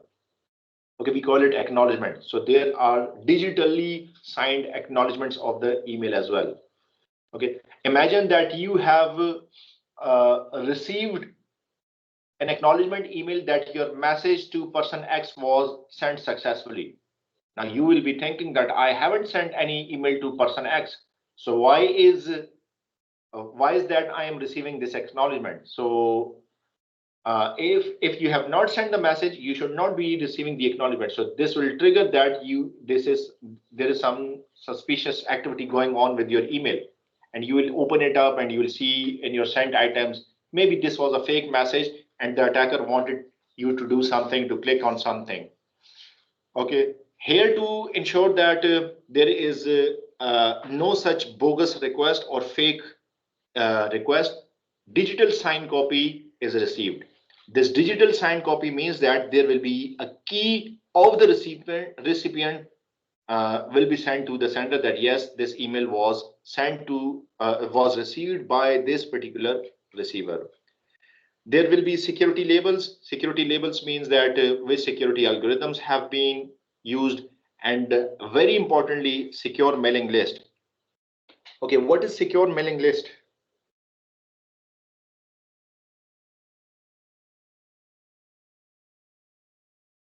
Can anybody tell me what is secure mailing list? Can you connect it with your contact list?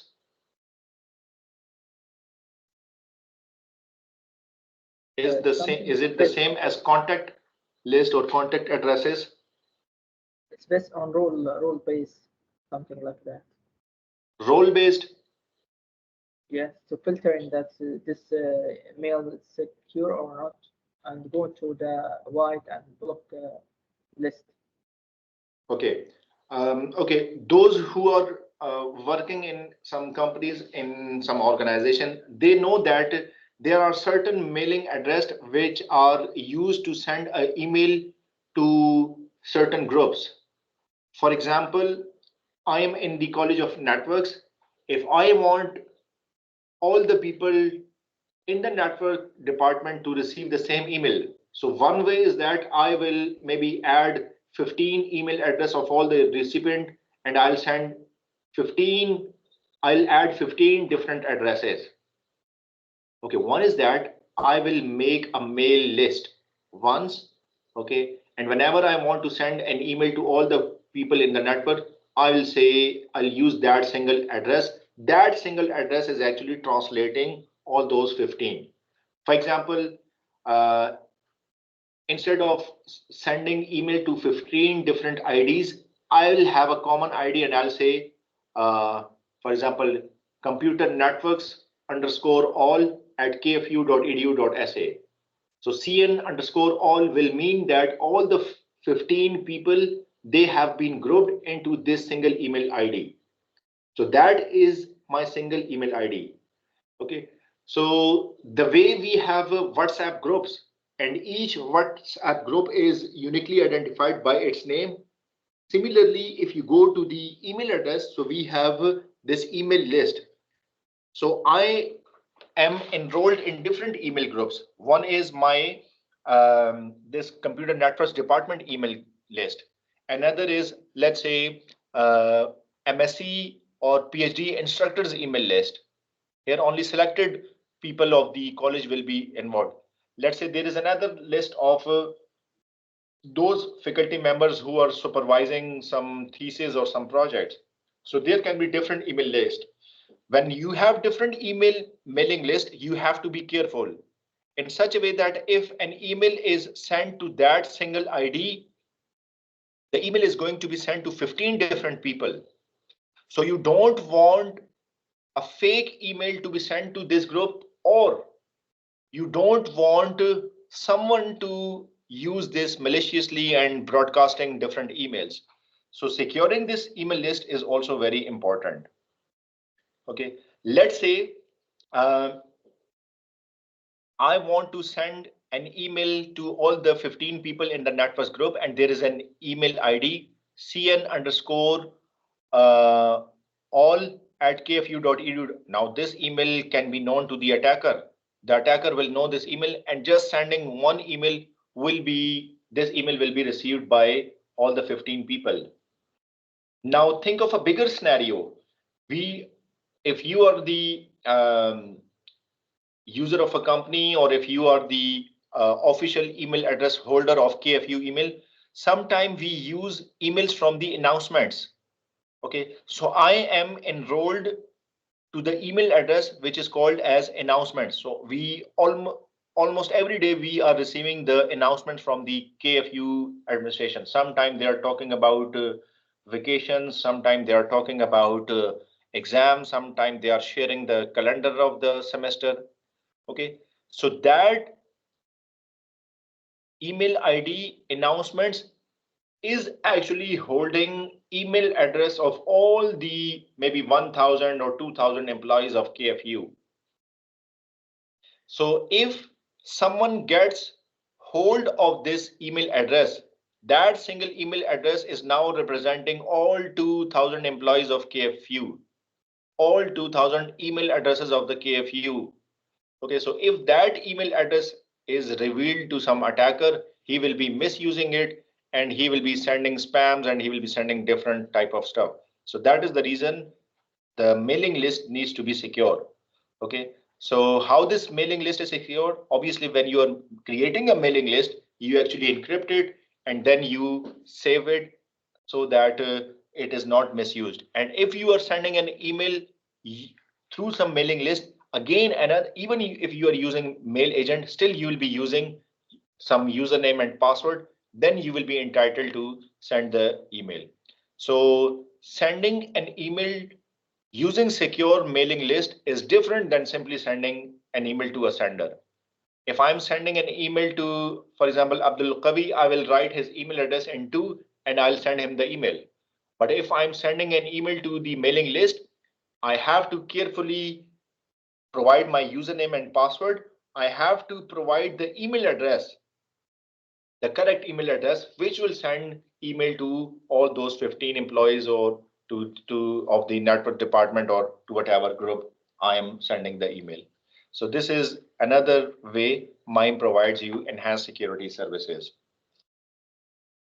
Okay, so signed receives, security labels, encapsulation, and mailing list, which I have just mentioned. So mailing list have got this mail list agent.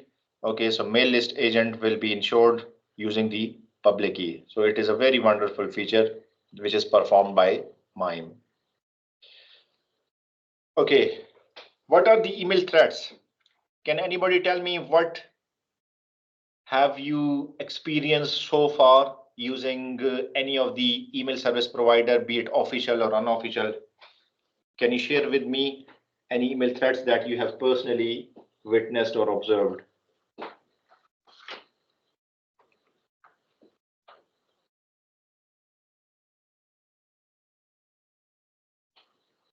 Hello? Yes, can you hear me? Yes, phishing threat, Okay, phishing threat, yes. impersonating. Spam. Okay, yeah. Share me your personal experience if you have been a victim of something like this. Have you personally experienced any fraudulent Yeah. activity using your email? So what was it? And No, usually the email it's notifying me that it will discard the message into spam. Usually I receive a message that coming from Saudi Post, Sobor, okay, okay, that there is a shipment for you, it's pending, you need to pay for it and so on. And they okay, asking for some banking information to okay, proceed this. okay. This Yeah. what So this commonly happen. okay, it's commonly happening to you that you receive an email from the SPL, so the post, and they say that there is a delivery for you. You know that there is no delivery, and they ask you to pay the money. Okay, so how would you categorize it? Is it a spam or a fraudster? No, it's actually I check the receive the receiver, the sender. Who is the sender? Usually it's coming from an unknown email address.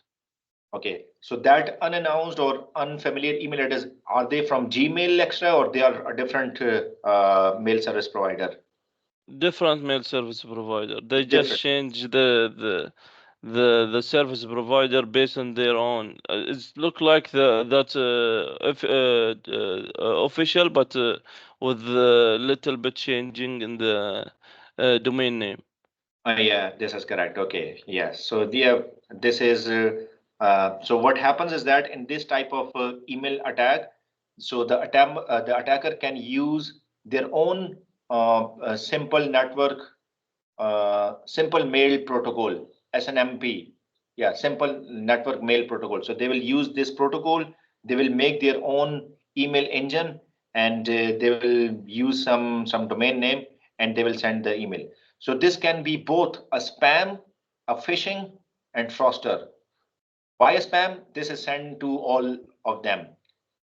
Why is it a phishing? They are expecting that at least someone will respond. Imagine that you have coincidentally you were expecting some delivery, so you will think of that this is the same delivery, and you will leads toward paying or giving the bank card details, and ultimately it will be a fraud.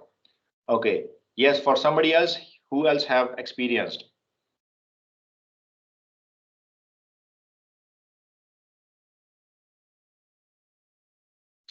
Okay, it is very common that you will receive email from your bank, maybe Riyadh or Raji Bank.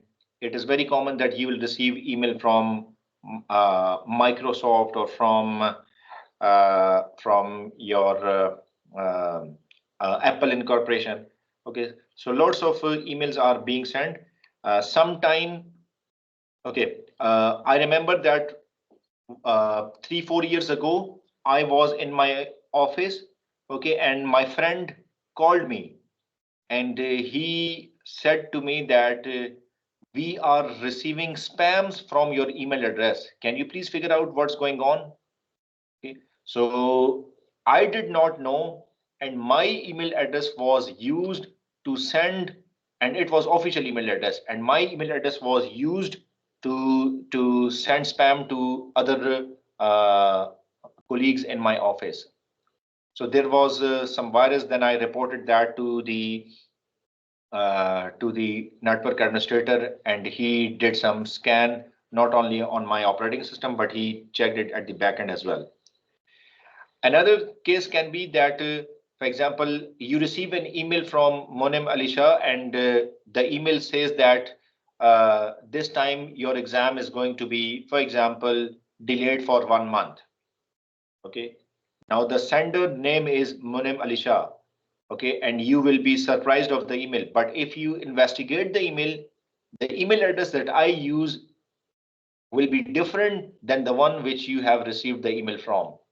So someone has used a different, though they do not have access to my email address. So they have created another email account. The ID is different, but the name of the email account is named as my name. So in first glance or first go, it will look like that I'm the sender of the email. So lots of email threats are going on. People have been victim of these types of attacks. So we need to be careful. The companies, the official email address, they use extra security measures, and they provide security. Cisco uses a device which is called that uh, email security appliance, ESA. Okay, if you search that ESA, so Cisco offers a device, and that device is very costly. So that is to provide security to your email. Either you are sending emails within the network or outside the world, or you are receiving emails from outside the world to your internal network. So this ESA is an additional level of security that is just to secure your emails. So Cisco ESA is another measure to counter this type of attacks. Okay, then we have authentication applications, Kerberos and X.509. Uh, if you agree, we can finish today's lecture here. I can give you a chance to discuss the projects, paper, and your assignment, and we can continue with this authentication for next lecture. What is Yes, your please. I opinion on have a this? question. Yeah, yeah. For the I'm facing difficulty of how I could formulate the comparative table. I don't know. Okay. I should compare with all papers or with some papers. How it could be? Okay, yeah. So I can come back to the question firstly, if everyone agrees that yes, we should finish the contents of the lecture here, then I will conclude the lecture here and I can come back to your questions. Is everyone agreed with this?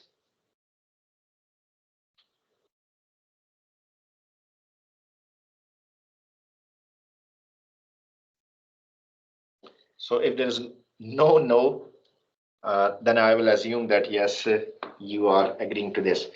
Okay. So coming back to your question.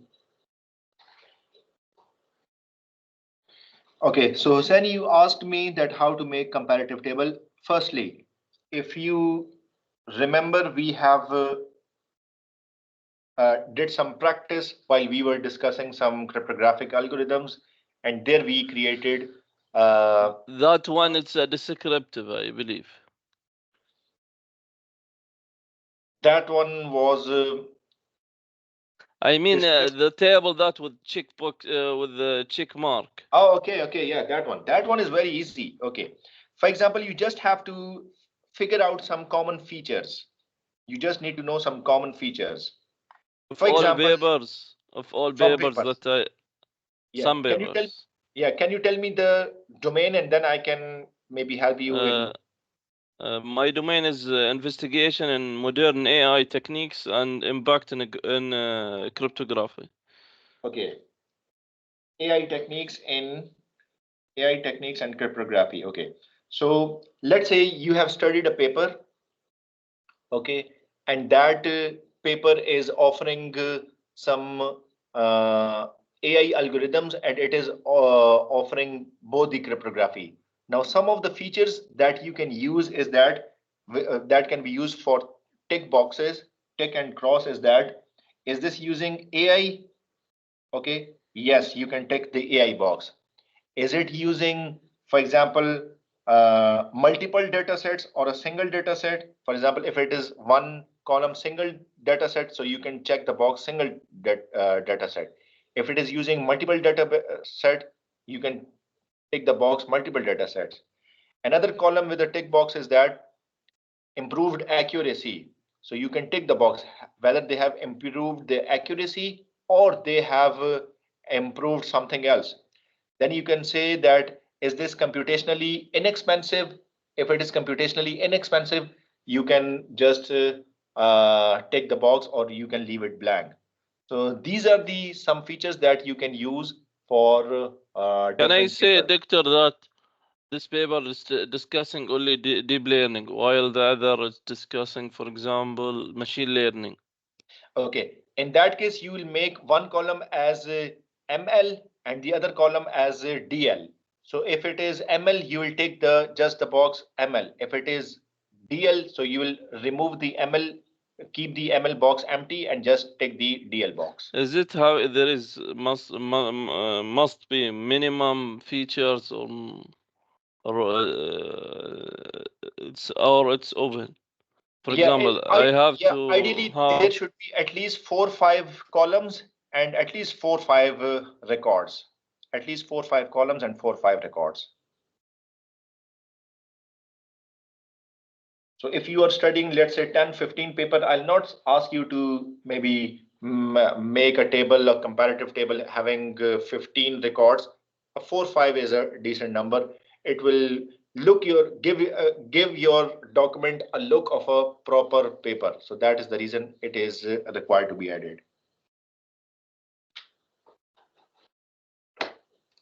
Okay, good, Doctor. Okay, I have another document and let me share it with you. As a guide. Yeah, as a guide. This will. Yeah. So I'm going it to. will be helpful. Yeah, it will be helpful. It will talk about the. It will talk about the descriptive table. It will talk about the taxonomy diagram, and it will also talk about the comparative table. So I will share this table shortly. Maybe if the Blackboard is not working, then I will share it on the WhatsApp group. Okay, thank you, Doctor. Yes. Okay, any further question? Yeah, Doctor. Regarding, I have seen that there is a template. Should I use it or because I'm using LaTeX and easy to deal with the references. Okay, yes, Hussein. That particular syntax you can skip for the moment. For example, if you are targeting a conference, you are targeting a journal, then they have their own template. You strictly have to follow. For the time being, if you are using latex and if you are using single column or double column, whatever it is, you can. But later on, I can offer you guys to target a specific venue if you are planning to submit your No, paper in but that actually, venue. in general, Doctor, because in general, Doctor, while we are using the LaTeX, dealing with the references is easy for us. It's just writing the name. While in Word, it has to be with the number. I agree with you. You have my permission. You can use latex or you can use any template in the Word as long as it has got sections. It has section, Yeah. tables, everything. Yeah.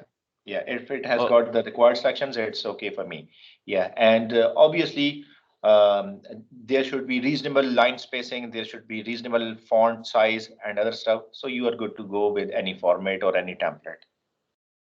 That one I'm not sure about it, but I will check if I could change, because what I shared before is the same as it. Is it okay? Yeah, I cannot recall of any big issue with your format, with the font size or with other stuff. So if I have not explicitly mentioned, then yes, the existing one is okay.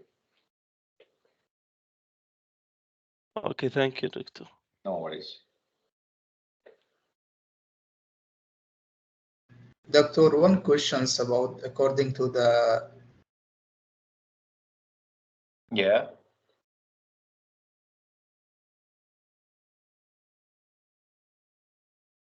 Yeah, we have lost your voice.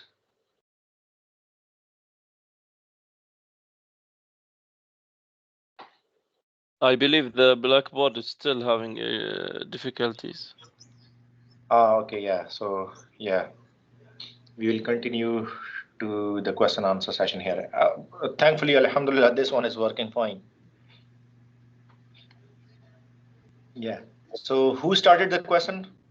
Was it Abdul Kabi? no, me, Muhammad. Okay, yes, Muhammad, please continue Yes, your question. I have a questions according to the assignment Yeah, for the lab, yeah, based on the quality of the random number generated random numbers. yeah. In my lab, it's I got it 73 degree. It's not any high quality. It's good quality. It should be always be high quality or based on the analysis in the lab. Okay, depending on what you want to produce. If, for example, if you think that this number is suitable enough and the level of randomness is fine, if you provide a justification with that, yes, okay, this is acceptable for me. So the main idea is to check your understanding and to see what is the logic in your mind to use this particular value. So if you can justify that, yes, should be okay. Okay, thanks. Yeah.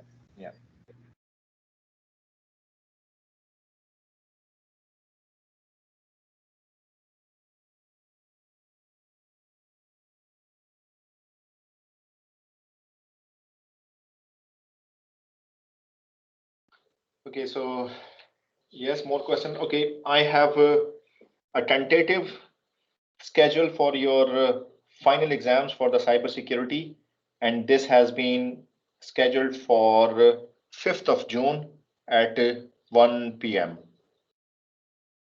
So I hope that there won't be any conflict. So 5th of June is the tentative date for your terminal exams.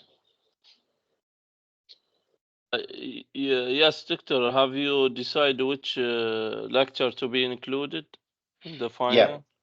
Yeah. It has been decided, and the contents that were there in the midterm exam, they will not be the part of your terminal exam. So all the contents that we have covered after the midterm exam are will be part of your terminal exam, including that authentication where we discussed this MAC and other authentication schemes. So So that you we will mean not. from week 9? Yes, I think it was week 9. You need to double check it. If the week 9 is the authentication algorithms, then yes. Week 9, it's talking about the Mac. The Ah, marks. I think week 8 for authentication message up to Okay. now. Yeah. So week 7, I think we concluded we had an exam till week 7. So if week 8 is authentication, so from week 8 till no, the next week, we are week 8 was the RSA. week 8 was the So RSA.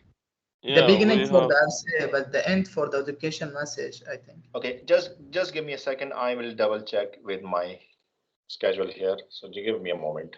I'll confirm it.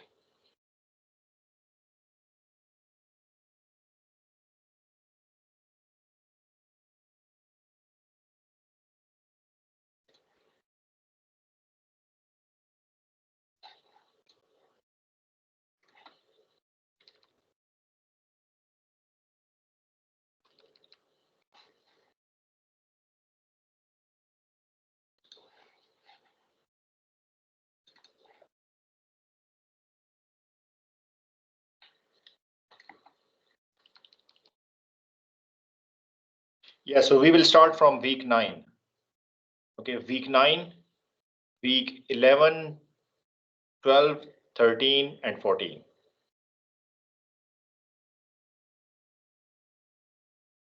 Okay, so up till week 8 was part of your midterm exam.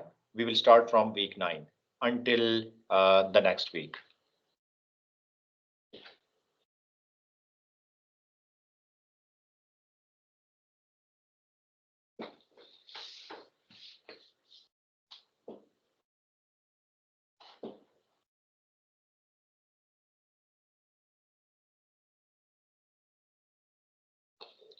Okay, yes, any further question?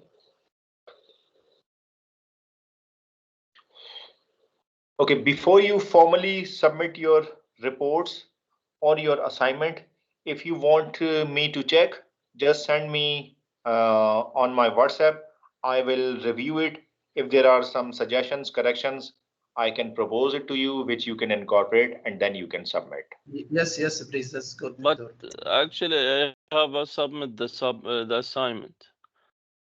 With the assignment, I don't think so that it's going to be a big problem because as far as your output is being generated and it has been recorded, this is what is required.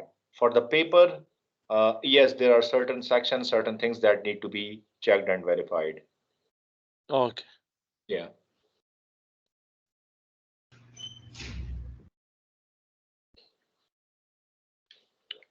Okay, so if there are no further questions, we will conclude today's lecture here. And inshallah, in next week is going to be our final week where we will conclude the cryptography lecture.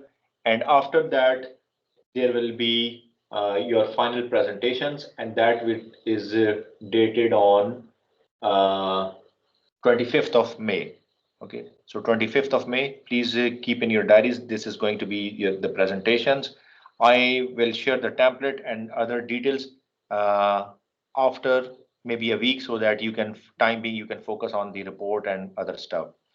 And feel free to contact me through email or through WhatsApp message if you want me to show, if you want to review your document or if there is anything else. All right. Okay, thanks, Doctor. Okay, that's it. Thank you very much. And I'll share the link of this recording later. Okay, everyone. Bye for now. Take care and Allah Hafiz. Assalamu alaikum. Alaikum assalam.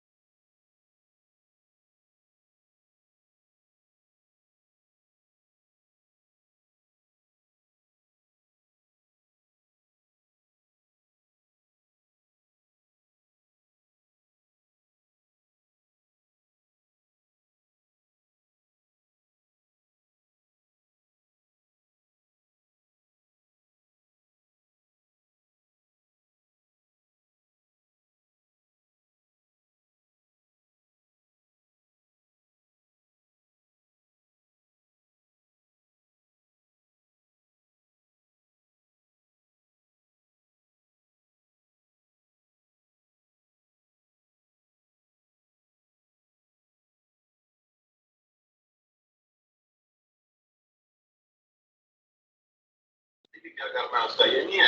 क्या नहीं है तो मैं कहूँगा कि नहीं है। तूने कहा था कि तू आऊँगा तो दे दूँगा, कहते बस तो क्यों भी उसकी बात की थी, मेरी याद है क्या बात की यार रह गया। तो वो तो था, तो वो जो है अभी मैंने कहा मैंने कनाडा में तो दूसरा मुनम, हाँ कनाडा में तो एक वो रेन टैक्स लगा दिया है ओंटारियो में, जिसका अच्छा जितना बड़ा होगा उसके ऊपर मारे जाएंगे, जो बड़ा टैक्स रहेगा, सुनने वाली बात है। और एक डिपार्चर टैक्स लगा दिया, क्योंकि कनाडा लोग छोड़ के भाग रहे हैं। जो लोग कनाडा से बाहर निकलेंगे, डिपार्चर टैक्स है, एक $5,000 का टैक्स है, पता नहीं फैमिली का है कि पार संख्या है। और अगर कोई विजिट के लिए जाएगा और सैर करने जाता है, जिसमें मैं पाकिस्तान जाता हूँ और आता हूँ, तो मुझे कोई एक्स्ट्रा टैक्स लगा रहे हैं। कौन सा टैक्स है वो आने वाला है, ये